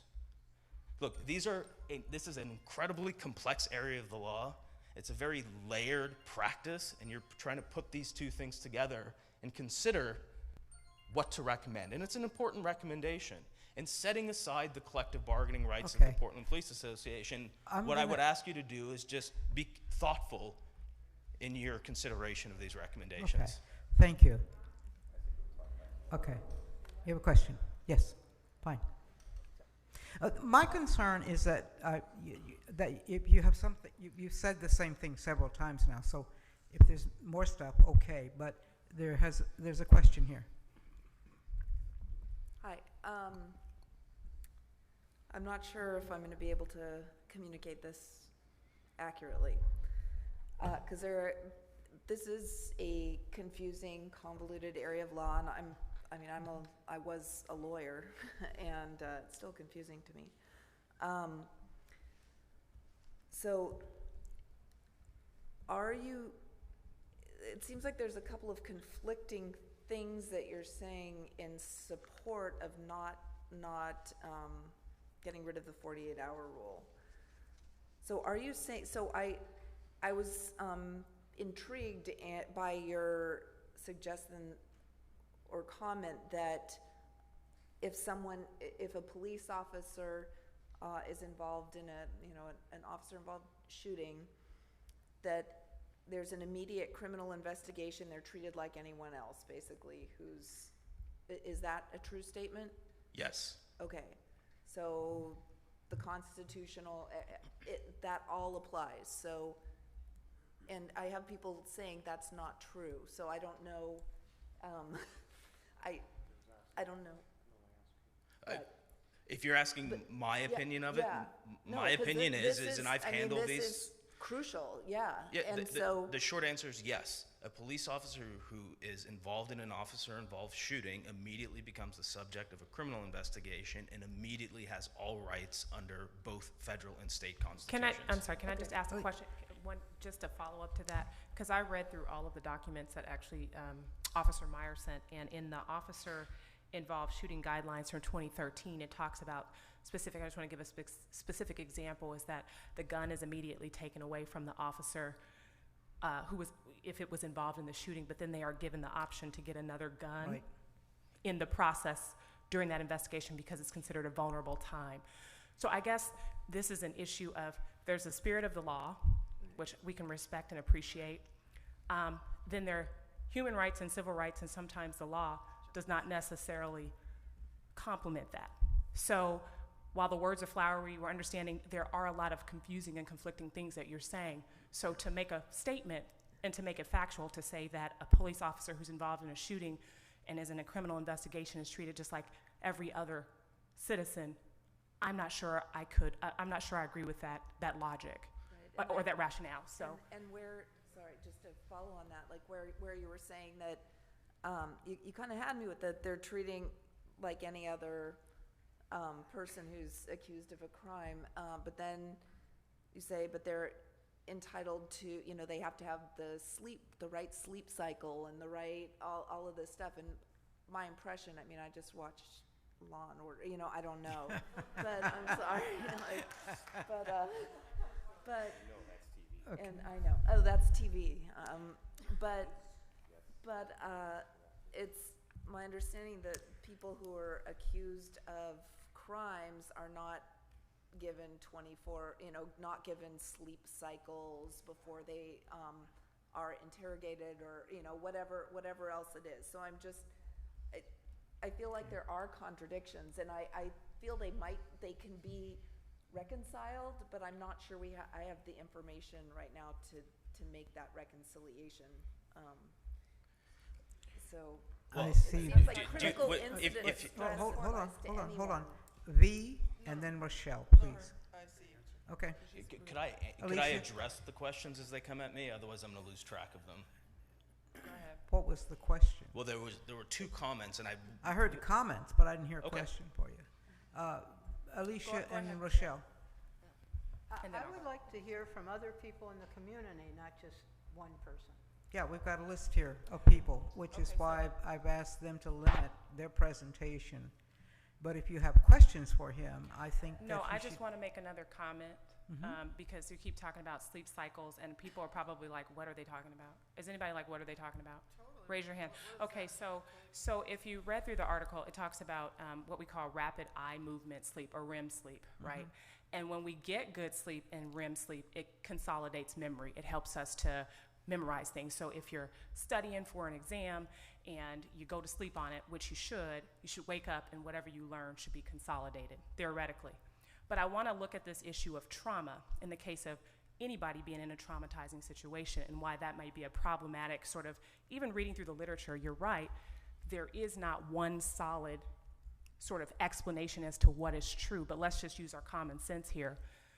If you are in a traumatic situation, whether you're the shooter or the victim, right?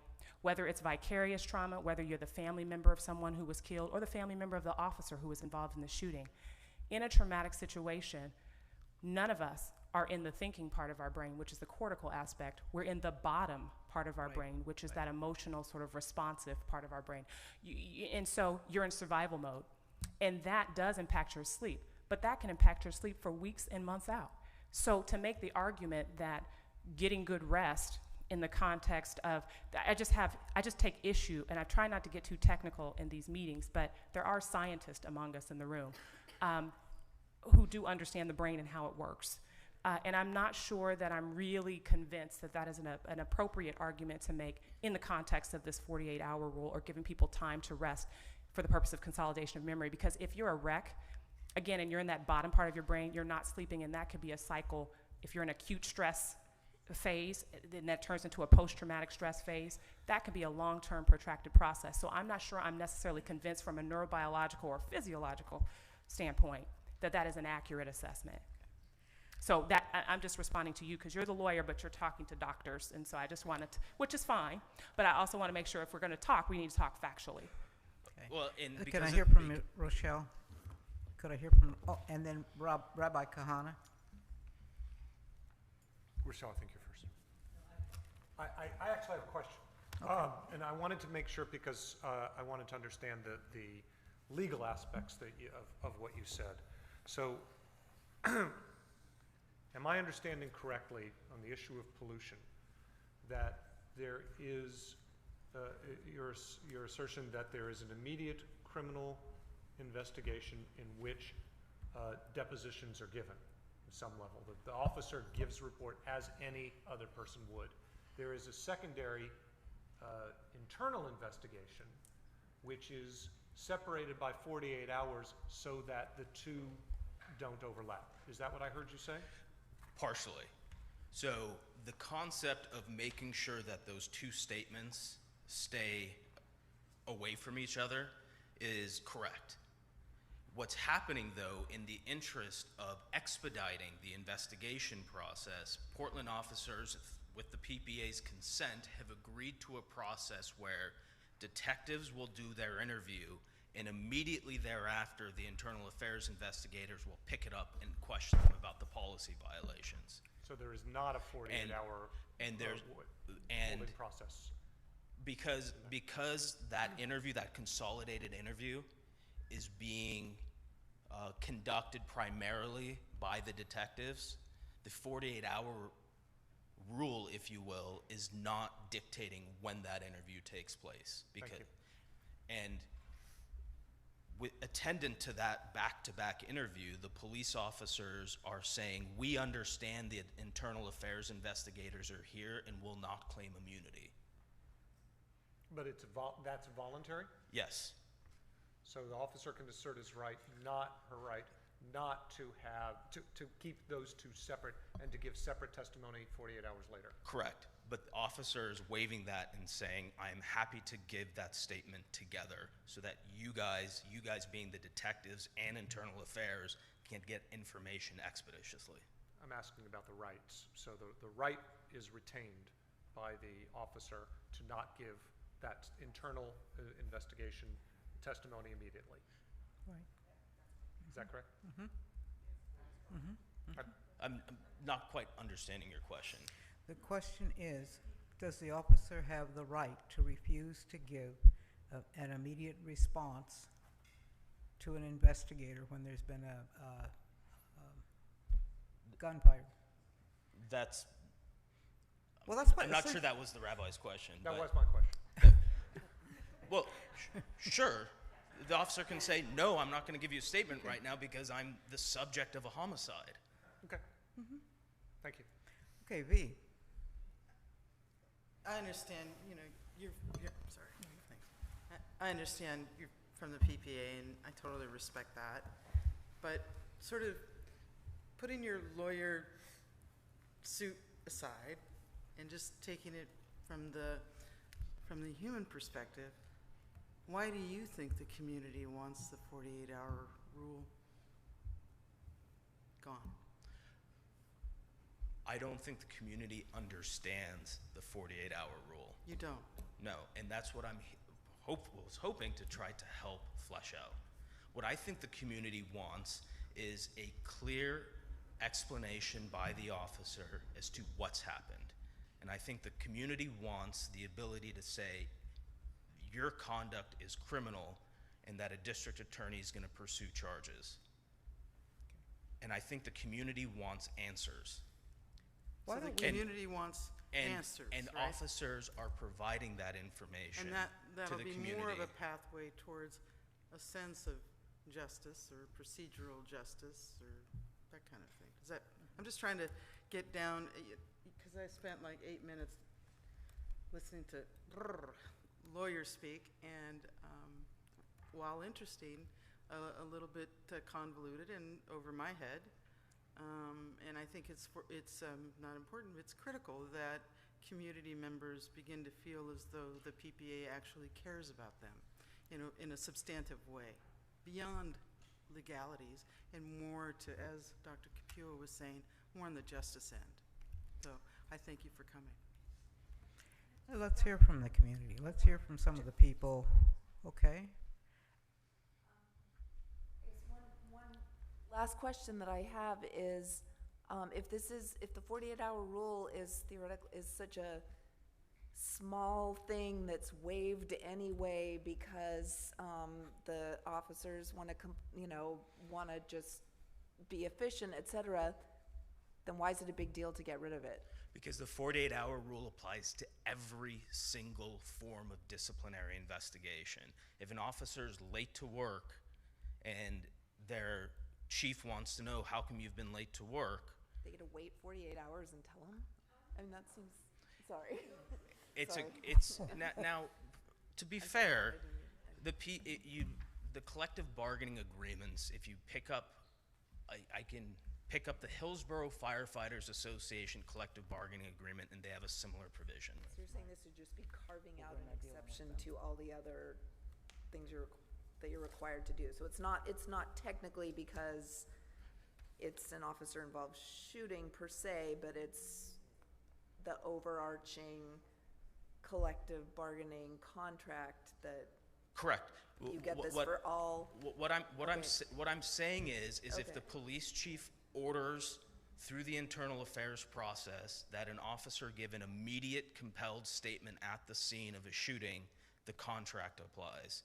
If the police chief does not compel the officer, the Constitution applies, and this document is not the one that we're looking at in determining rights. Okay. Thank you. Let's hear from Reverend Haynes. To the esteemed lawyer for the Portland Police Association, I hope that the COAB committee would give the community also 15 minutes of presentation for this. To have a balance in between of what's happening.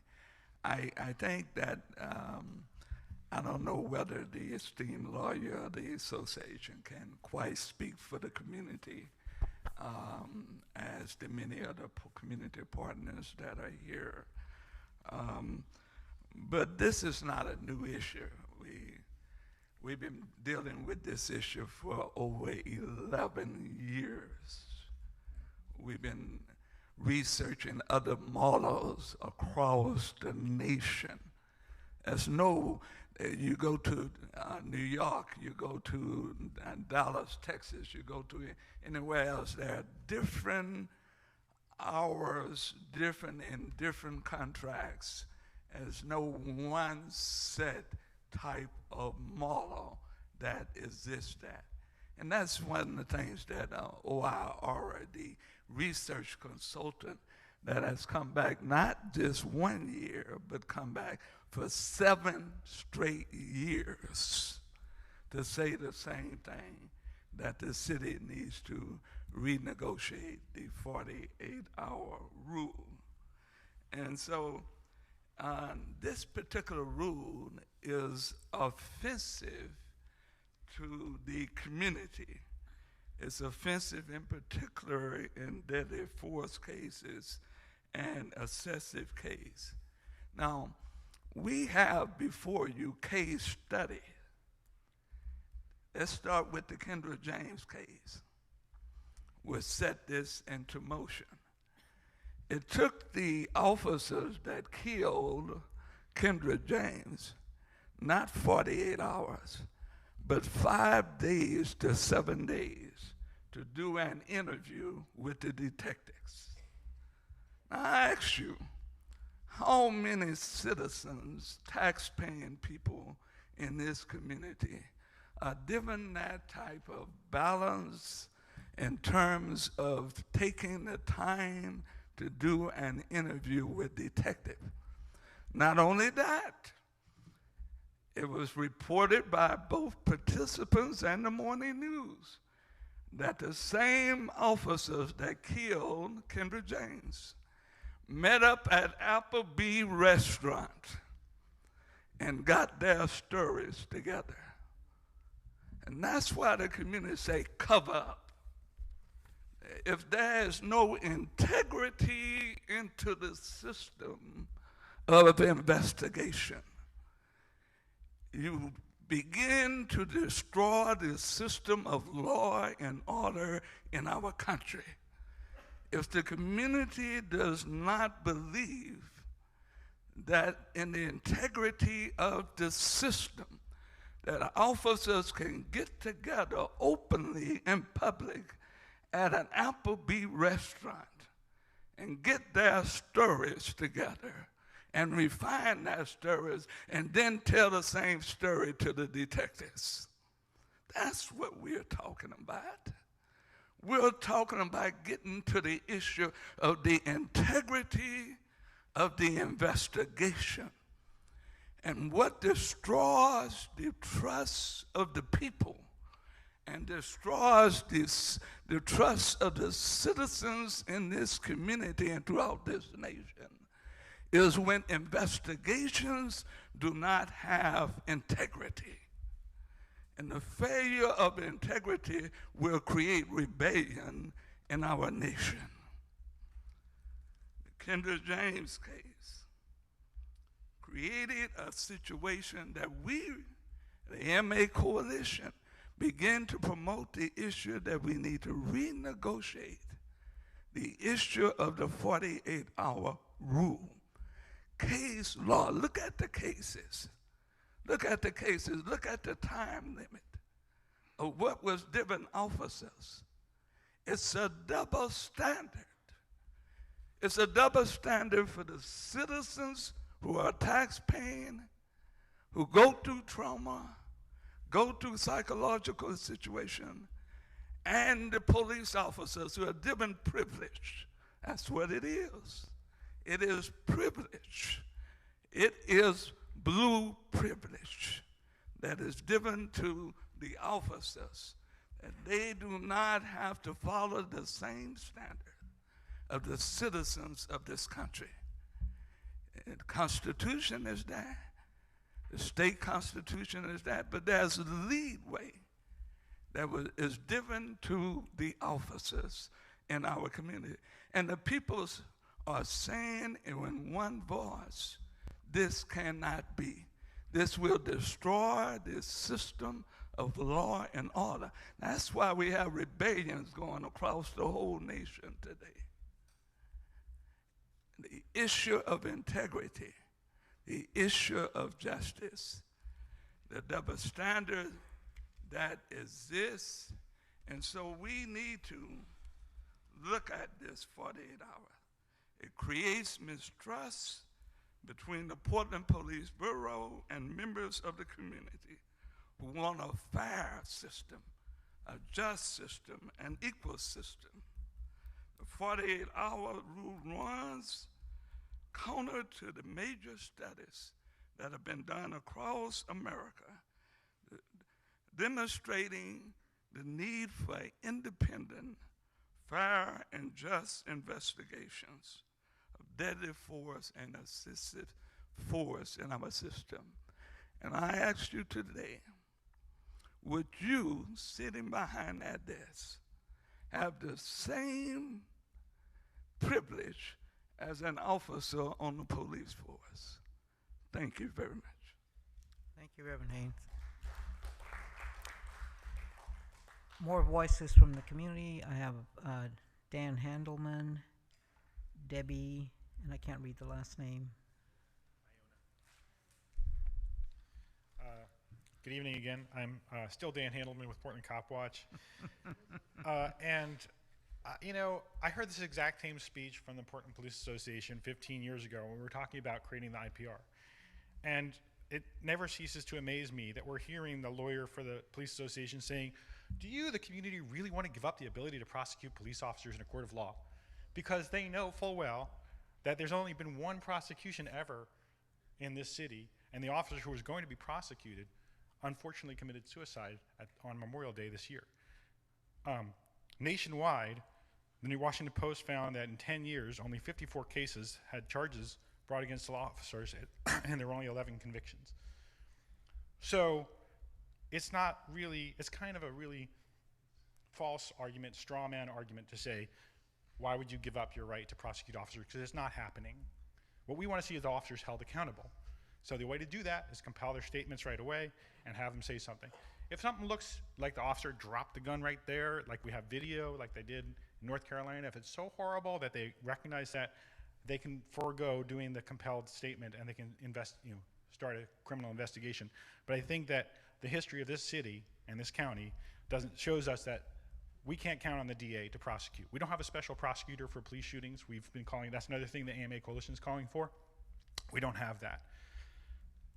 We are not opposed to collective bargaining. We think it's very important for people to have rights when they're on their job. We think that this is a policy issue for the community, and it's not something that should be set in collective bargaining. We urge you to tell the city council to pull that 48-hour provision out. I also wonder why it would take 2 sleep cycles to explain why a person was late to work. And the comparison to citizens is that most citizens don't know their rights. They don't get the rights automatically invoked for them to speak to a lawyer before they talk to the police. So if they make a statement right after a traumatic incident where there was a shooting or they were the subject or the shooter, they're not discounted what they said. Nobody says you didn't sleep for 48 hours before you gave that testimony, so we're going to throw it out. They take your word for it, whatever it is. So I think that this is all very arbitrary. You should also know that Dr. Alexis Artwald, that was cited by Mr. Carrier, was the psychologist for the Portland Police Bureau, so it's not like she's disconnected from police. Another so-called expert that works on this issue and insists that 48 hours are necessary is Dr. Lewinsky from Minnesota, and the New York Times did a front page article about him just a couple of weeks ago, showing how his research is not sound research and it's widely discredited. And that he's mostly in the business to make money and explain why police officers do what they do instead of getting to the truth of the matter. So I want to give you all those things to think about as you make this vote. I also just want to point out that in my earlier testimony, I forgot to mention that when the new quarterly report came out, I went line by line through it to see what had been changed. And Dr. Rosenbaum and I very strongly disagree about the use of names in the report, and I really think it harms those reports to not be naming the names of the people who are being talked to. Unless there's some person asks for anonymity, I'm really hoping that you will put names in the reports. Thank you very much. Debbie Iona? Hi, I'm Debbie Iona, representing the League of Women Voters of Portland. The League has consistently monitored the city's police accountability system since the 1980s. We support the recommendations forwarded by the Data Systems Use of Force Compliance Subcommittee and would like to highlight 2 of them. The Police Assessment Resource Center, PARC, the independent consultants hired by the city to review shootings and deaths in custody, raised concerns in its 2006 report about relying on the East County Major Crimes Task Force in investigating officer-involved shootings and in-custody deaths. PARC pointed to their lack of familiarity with Bureau policies, training, and investigative protocols. More recently, the OIR group recommended in its 2014 report on shootings and deaths in custody that the Bureau consider whether it is beneficial to have the East County team involved in shooting investigations. When both of the independent experts hired to review these cases agree that there is a problem over nearly 10 years, the city should heed their advice and take a different approach, as is being recommended by the subcommittee. And then on the 48-hour rule, it's another issue first raised by PARC a number of years ago and echoed by OIR in its more recent reports. The independent experts agree that the city should end the 48-hour rule so that full and contemporaneous accounts of these incidents can take place.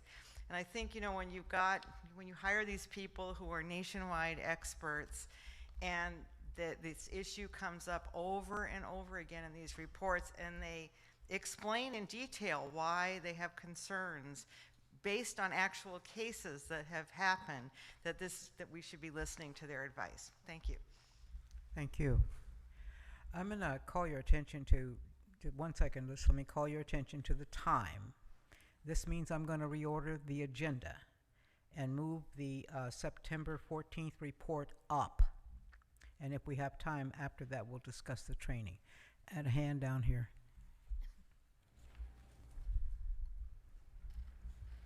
So I wanted to just kind of walk the COAB through kind of our current process up in detectives to make sure that, and I know Neil came down and kind of explained some of that, but just to kind of clarify some things. So when an officer-involved shooting occurs, detectives obviously respond, IPR actually comes out, the district attorney's office comes out, our union representation folks come out, lawyers. Witnesses to that officer-involved shooting by policy actually give us a statement that day. And I don't know if you guys knew that or not, unless there's some reason they can't, they're incapacitated or something, but they give us a statement that day and are able to give us some walkthrough stuff to be able to start and process the scene and start the investigation. The 48-hour rule, like Neil was talking about, is separate because of the internal discipline process. So that's usually how it works right now is the officer comes in roughly 48 hours later and gives a voluntary statement. If we were to compel something on scene out there, we would lose that voluntary statement. And that's a big concern because we want to, if there is something going on here, we want the investigation to be thorough. If it's revealing that something went wrong, then the prosecutory side can take over and actually move forward with that. And we've had that happen, and we've actually had that happen. Dan Handelman mentioned it on an officer-involved case here just a while ago. Actually, that officer did give a voluntary statement, and the prosecution still moved forward with it to determine that that officer did have some accountability issues there. As that interview takes place, detectives sit in with the person and they interview that person extensively. Internal Affairs is also in the room, and when the detectives are finished with their questioning and interviewing, there's a break in the action where the investigators leave the room and Internal Affairs takes over, and that's where they compel their portion of their investigation, of their internal investigation. Something to be known, and it's kind of talking about, I think the Reverend hit on, and I know Tom Steenson hit on collaborating with other officers at a scene. One of the things that is done right away on an officer-involved scene is witness officers and involved officers are separated immediately so that we can prevent just that from happening. In the course of the investigation that night, after witness officers have been interviewed, after dealing with the involved officer to the point that we can that evening, they're all given communication restriction orders, prohibiting them from talking to each other about the event. Typically, those communication restriction orders don't get removed until after the grand jury process, so that the investigation will not be tainted. They can also be extended for internal reasons. If IA would like to extend the communication restriction order because they feel like there's more on their part to be done, they have the option of being able to do that. As the investigation progresses, it goes through several stages, as Paul was talking about, of review. To be looked at command findings, IPR, CRC, training division, IA. And as that process works, that's how we thoroughly investigate one of these. But there's lots of steps that take place in the process of all of that. But when you're talking about the 48-hour rule, it's not necessarily the criminal side, just like Neil was saying. You're talking about a collective bargaining issue and an internal discipline issue, and they're two separate things. So I just wanted to make sure that you guys kind of understood that. They're two very separate things. But we want to keep the voluntary process going. I know Philip mentioned that citizens have, they get looked at differently. Well, that's because Miranda becomes involved, Miranda warnings, and they can exercise their right not to talk and retain a lawyer and invoke their opportunity to talk or wanting to talk. If you do that to an officer, you won't ever get a voluntary statement. You won't ever get a statement out of the officer. Because as any lawyer would tell you, and the advice they would give you would be, no, you're not going to make that statement, you're not going to talk. But right now we have a process in place with the agreement of the union, with the agreement of the police bureau, of the detective division, of all these different groups, that we're getting a voluntary statement which explains the officer's actions. He or she can come in and explain why they did what they did. And that's valuable information for a thorough investigation. Okay. Thank you. V, you had your paddle up? Michelle, for that thank you, Michelle, for that clarification.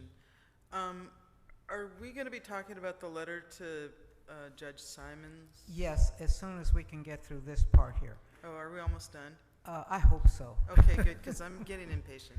Okay. What we have here are essentially 4 recommendations, as I understand it. Am I right, Tom? Separate ones in 4 categories. Okay. What I need to know is if you want to handle them independently or as a group. My suggestion would be is that you handle them independently. Okay? So the first one that you went over was, would you please read the recommendation on the media? Well, if I intervene here, I've heard no objection at any time before the work group, before the subcommittee, or today to any of the 5 recommendations that do not include the 48-hour rule. So if you're going to separate something, I would suggest we vote on those 5 recommendations and then vote on the 48-hour rule. Okay. I don't think it's necessary to do that, but that's what I would. V. I'd like to make a motion to pass the whole lot of them from the DSUFCS. Second. All right. Any discussion on that?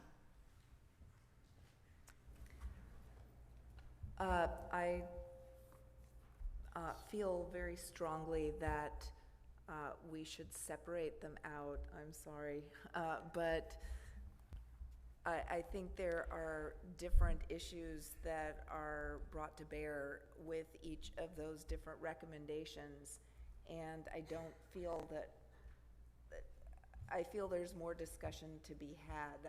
I don't think we can necessarily come to a conclusion tonight, but if we are going to, I don't feel that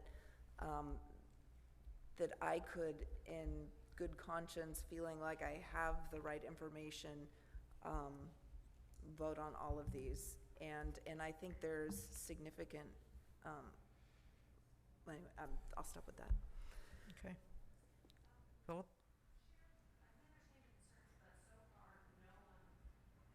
No one has made a recommendation or anything against anything, meaning that seems that we have come to a similar understanding here. So guess I'm just trying to understand your perspective.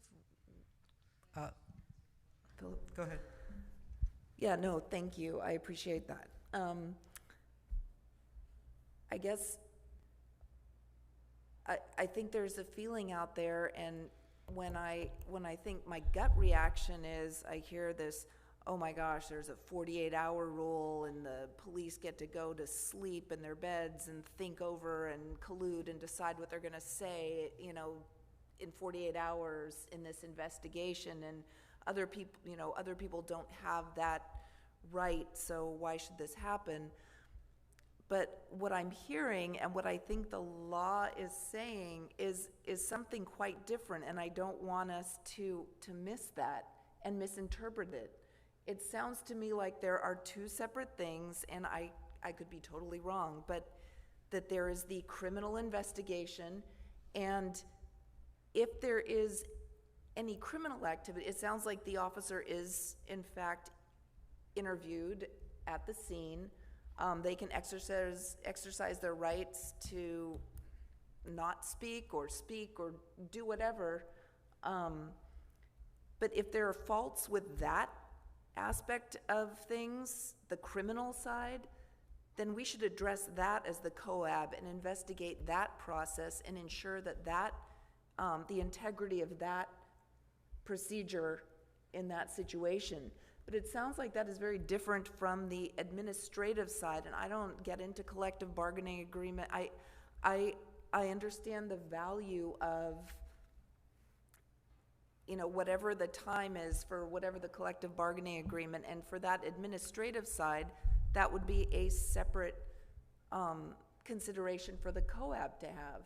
But I think we're lumping 2 things together, and I disagree that we should just get rid of say, okay, we're going to say, get rid of the 48-hour rule, because I don't think we're approaching it the right way, and I think Okay. it's important. we Rabbi do. Kahana, then Bud, I concur. oh, then Rochelle. Yeah. I okay. concur. We've spent a lot of Rochelle? time on this question of 48 hours and no amount of time on any of these other questions, and I think I'm completely unprepared to comment on anything else that's here. Rochelle, then Sharon. I think maybe we get mixed up because people use words differently, like the word interview. So you're told that the officer is interviewed by the detectives, and you assume that that's a nice long interview and they can ask as many questions as they want until they get whatever they want. But all the officer has to do is give a voluntary statement, and that statement can be as short as one sentence. Right, and that officer has the same constitutional rights as anybody in this room. Right.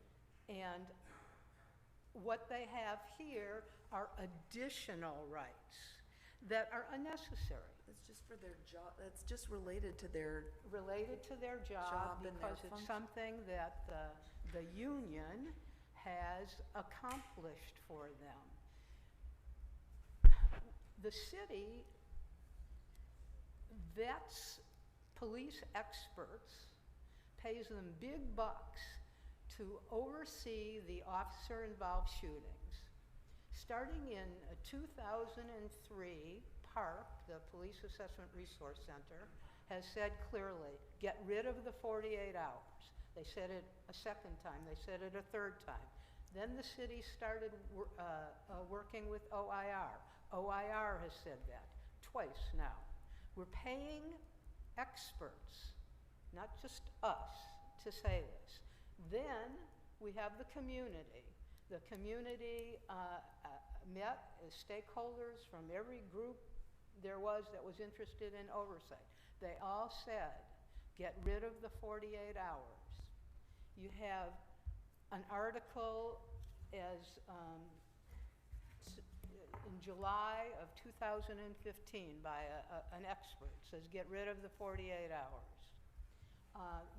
The Oregonian said we should get rid of the 48 hours, and it's because the city is so wimpy and they cave into the PPA that we haven't gotten rid of the 48 hours.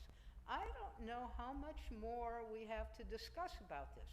We discussed it, we discussed it, we discussed it. There is nothing really more to say, unless you want to go home and read these articles, which I would have hoped you would have read before. Okay. Sharon,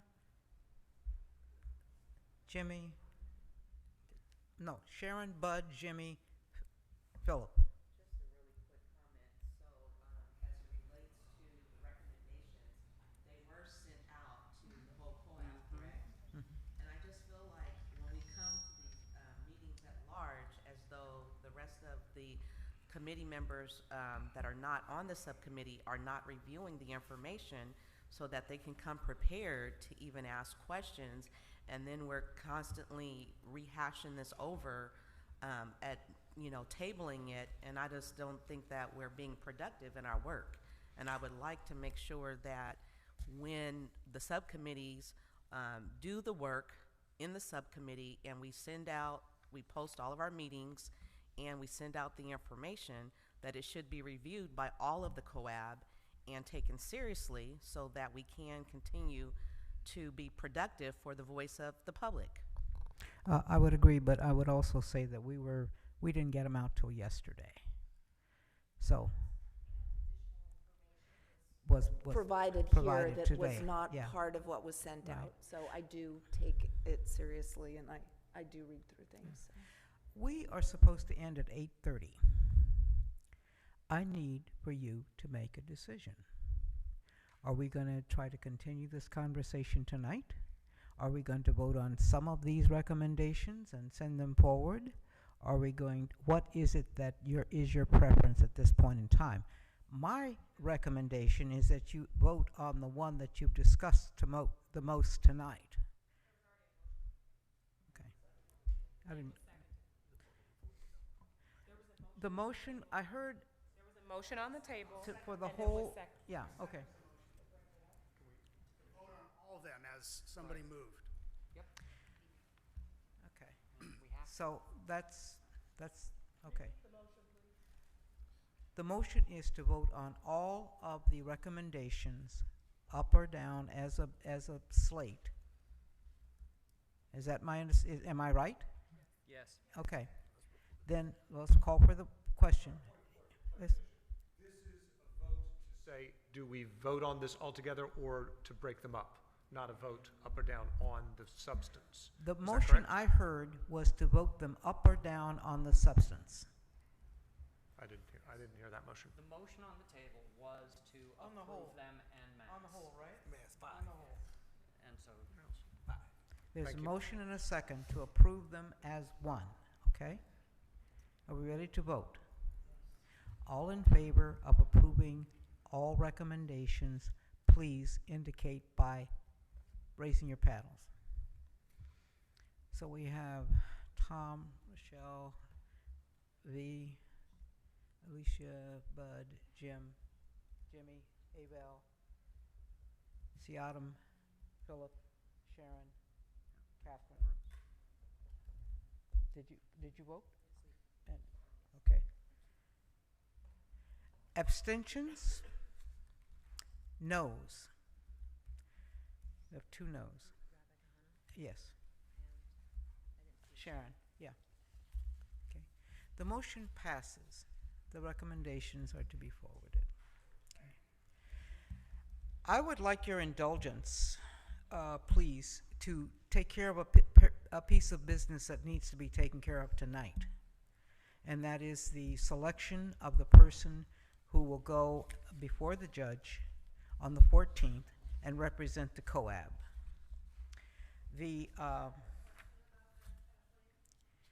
Can it only be one person, or is it possible we can send 2 people?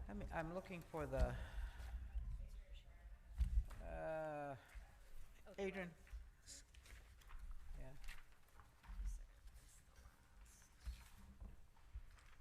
I had it all marked out. And again, Adrienne Brown. The way the order reads is that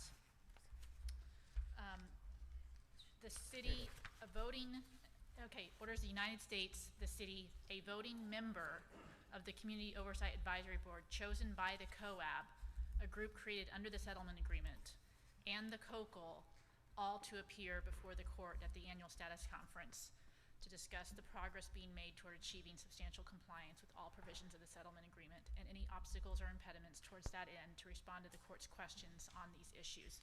So it is one voting member of the Community Oversight Advisory Board as ordered by Judge Simon. I do want to just make one point of clarification, actually 2 if you'll indulge me. One is we have asked the court via the courtroom deputy counsel, I'll send an email asking her if she could provide us some more information about how much time the court anticipates this hearing to last, and we asked her if the court could provide some more information about how much time each of the representatives, because in addition to the United States, the city, a COAB member, the COCL, there will also be representatives from the AMA to present information on the collaborative agreement, which we have as a side agreement to this, and the PPA to provide information on the status of the memorandum of agreement we have with them, which is also a separate side agreement. So there's a lot of people providing information at this hearing, so we've asked the court at the request of the COCL and at the request of the other parties to find out what the court envisions as far as how much time each person will get. But it is one member. And then the other second point of clarification is it was brought to our attention tonight that September 14th is a very important Jewish holiday. And I can tell you that, one, that Judge Simon set this September 14th date a long time ago when he initially entered his previous order before we went into mediation and now have this amended order. However, we definitely respect that concern, and all counsel represented by each of the parties was here tonight, and we discussed amongst ourselves, and we are happy to, one, confer with each other and suggest additional dates to Judge Simon. However, it is Judge Simon's decision at the end of the day, We can't guarantee that there will be a change, but we are happy to make that request to accommodate this concern. So we will have more information on that later. Okay, thank you. Yes, V. I'd like to propose that Senator Avell Gordley and Tom Steenson be stewards of the letter therein, gathering data from each general COAB member, and then amongst themselves, now that we have this new information, or at least I do, which one would want to present that to Federal Judge Michael Simons?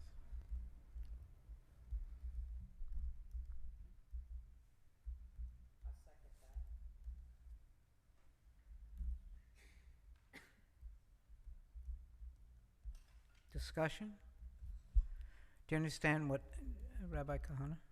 I'm just curious, and perhaps you can be enlightened, why those steps are necessary. Why not just simply appoint someone for that position? Which steps? I mean, which steps? Why we need to have two people, just what you described. I don't know if anybody else has. Three heads are always better than one. I thought that it would better represent the community that has been historically victimized. One of the suggestions from the local team was to have the local team, local, yeah, that's us, was to have the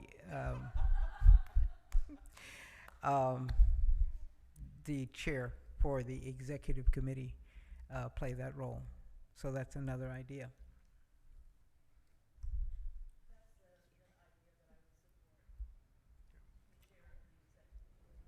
Okay. Yeah, we have a motion on the floor now, so, and we have a second for it, so we have to deal with that motion. Okay. Comment. So I think did I hear V say that she recommended that Abel and Tom collected information from the COAB at large, and then they decided on between them who would present that? Is that what you said, V? Yeah, that's what you said, yeah. That's correct, Sharon. Okay. And that's what you seconded. Yes. And so now we need to address the motion on the floor. Rabbi Kahana? So we can't put a second motion on the floor Not until we we'll vote deal on with this the motion, first but one. I just want to, point of information, will recommend that the chair of the executive committee be appointed. Okay, let's deal with the first motion. Okay. V's motion was to have Abel and Tom, if they consent, to work together to gather information, and then between the two of them decide who would be the representative at the hearing on the 14th. Any more discussion? Okay, all in favor? We have 1, 2, 3, 4, 5, 6. Wait, you've got V, Rochelle, Tom, Sharon, Catherine. Okay. See. All opposed? 1, 2, 3, 4, 5. What do we got? 3, 5, 6. Philip, did you? He's abstaining. Okay. So we got Sharon, Rabbi, Kahana, Alicia. Okay. Seattle. Jimmy. How many? Huh? Jimmy voted? He voted yes. He voted. Did you vote yes or no, Jimmy? No. Voted no. That's what I thought. Okay. So what do we got? Do it again. All in favor? I'm sorry. All in favor of the motion that V made. 1, 2, 3, 4, 5, 6. All opposed. 1, 2, 3, 4, 5, 6. There is a tie. Okay. And you abstained. You're abstaining. Is that correct, Philip? Any other well, I think that takes care of everybody, doesn't it? So who breaks the tie? Well, so a point of clarification, you may not have to do the tiebreaker, although I believe the chair is Yeah. the tiebreaker in Yeah. this situation, which you could, but this, not to put a damper on things, but I believe if the motion passed, you would not be in compliance with Judge Simon's order because it requires the COAB to choose the voting member. So it's maybe a technical point, but what you're doing is delegating the choice of the member to Mr. Steenson and Senator Gordley. And so it's a hyper-technical point, but to the extent that you want to take that into consideration in perhaps tabling this motion and maybe moving on to the second, I just... Hold on. It may be a moot point. I would have stepped up earlier, but I just wanted to let you all... Well, yes. Okay. The United Go ahead. States agrees that that the judge's order, okay, this isn't our decision, the judge's order is that a voting member of the Community Oversight Advisory Board chosen by the COAB, and under the settlement agreement, the COAB are the voting members and the advisory members, but obviously the voting members make up the COAB, so the voting Right. members must decide who the person is.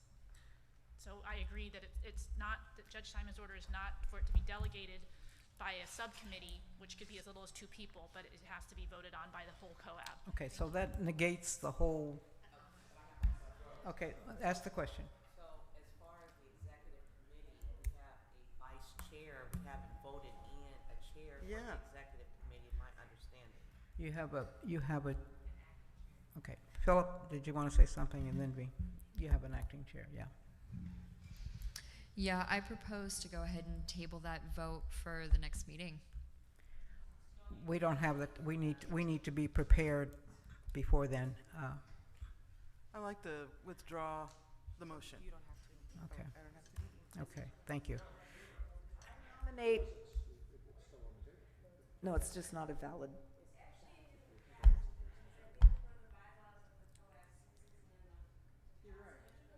Okay. I nominate Bud as the chair of the acting chair, whatever, of the executive committee to represent us in front of Judge Simon. Second. Okay, let's try it again. There is a proposal on the floor nominating Bud to represent us at the hearing with Judge Simon whenever that happens. All in favor, please raise your paddles. Is that everybody? No, it's almost everybody. Yeah, that passes. Passes. But she needs, hold him up, she needs to get the count. It's Tom, Rochelle, it's Sharon, it's Rabbi, it's V, it's Elise, no, well, I thought, Alicia. Okay, all right, got him? Okay. You're it, Bud. Okay. The piece, yes.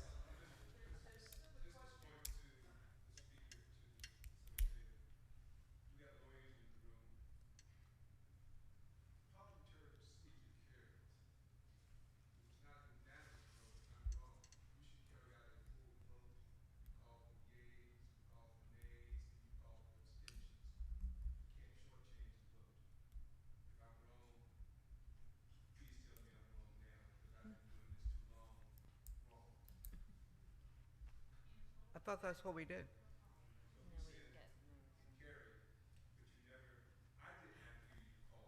Okay. I'll do better.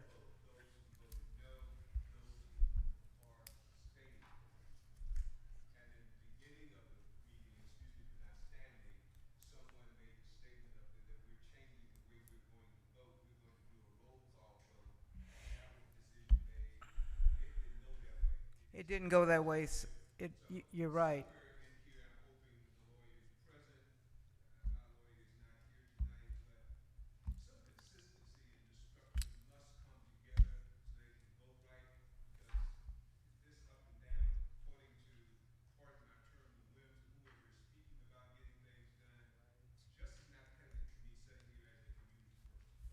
I would agree with you, and I changed that roll call vote because it was taking too long, or it seemed to be taking too long, and because we're now like over time. Each meeting is a challenge, and we've been trying to trim things back to make sure things fit, and we'll try to do better. Thank you. V? Yeah. Oh, goodness sakes. Well, apparently Bud is the chair now, or the acting chair? He is the acting chair. Okay. So now, the point about the letter to the judge, we know that Bud's going to present it, but who's writing the letter? Well, it'll be a collaborative effort. Okay, that's the implicit assumption that's going on then. Okay, I just want to be clear. No, I was going to say it. I think it's written into the handouts that you have, that we would work to form a work group that would work with him to develop a presentation. Okay, so that recommendation that we received last night at 6 p.m. to consider from you, that email, is that what you're referring to, more or less?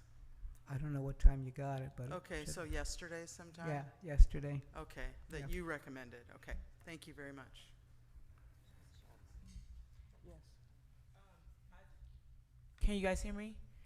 Just for the record, on my behalf, there has been a lot of information that has been given to us tonight. Like for myself, I know that my head is over here hurting. So some of these things to vote and to really understand, if I have not been, I'm 38 years old, and I have not been sitting in this room and doing this work for 15 years. So I want to give the best judgment that I can think about while I'm listening to what it is that I'm hearing and what it is that I understand. So there has been some things that have been said tonight that I clearly did not understand because of all of and some of the information that was given. And so I voted with clear understanding, but there's some conversation that has been had here that has really just confused me in some of the areas that we spoke about. And so I will be addressing that to the person that I need to, because I see faces in the audience. I see people who are not happy with some of the votes or some of the conversation. And as a community member, I still have to walk and live in this community. So I'm not always sitting at this table as a voting member. I'm a community member first and foremost. So I don't have an expertise as a lawyer or a doctor or a 15-year veteran in this information that has been doing for the settlement agreement. And so I respect the people that sit at this table, and I respect the people that sit in this room, and I respect the people that have put this, that have gotten us here this far. And so I do really believe in the change that we are looking to have for the future and in the city that we live in. So I'm just feeling a little overwhelmed, and I wanted to share that with you guys publicly about some of the things that have been addressed through this process for the last 6 months. And I became a voting member. This is just my second time sitting at the table, and I have been here every step of the way with everything that I can possibly understand, and it has been some confusion from the beginning. So I don't want to mislead and disrespect any of my elders that sit at this table that have a belief in something that I can do, because I'm a human being. And if I don't understand something, I want to make sure you guys know that I do not understand some of the bylaws and some of the information, because I really do respect the police officers that sit in this room, the doctors, the lawyers, the community members, everyone that has been taking their time for us to get an understanding. So I'm not just going to sit up here and put this up just because everybody else did. So I just want to let you guys know how I feel about that. And I don't want to pat on the back about anything later, because this is my life. Thank you. Thank you. I want to point out something that I hope we will think about. We never have enough time to do all the things we need to do. And we need to come up with some innovative ideas on what to do about that. They may have to do with communication. We are committed to doing a better job of getting you your agendas faster and with your reading materials long enough in advance so that you can take a look at them and think about them. And perhaps we'll be looking at how to format things so that when you get them, it will be easier for you to make decisions and make your notes and bring them with you. But we never get enough time. Every agenda always leaves something off, and I would appreciate your input and thoughts on what we might do about that. Any way you want. Call me up, send me an email. Philip. So one thing that I wanted to mention as a concern is when we take things off of the agenda and move it on to the next agenda, that's just adding a longer list for things, and we're always playing catch up. It never stops. So taking things off the agenda, I mean, maybe we need 3 meetings a month. I don't know. I mean, I'm realizing one meeting is... I'm just realizing that I'm just saying, because we keep taking things off and then it moves to the next month and it moves to the next month and that gets longer. And then we have to run out of time and it keeps moving to the next month. Yes, we need to get it under control once we're caught up. I feel like, yeah, we could have less meetings then. But I'm just saying right now it's out of control. We're always playing catch up. Thank you, Philip. He expressed my feelings very well. And when I think about the fact that there are other people you need to hear from that are going to take an hour, hour and a half, that's half the meeting. That doesn't include your subcommittee reports. It doesn't include any discussion you might want to have on recommendations, any new thoughts, ideas that you may want to explore. So I'm asking for help.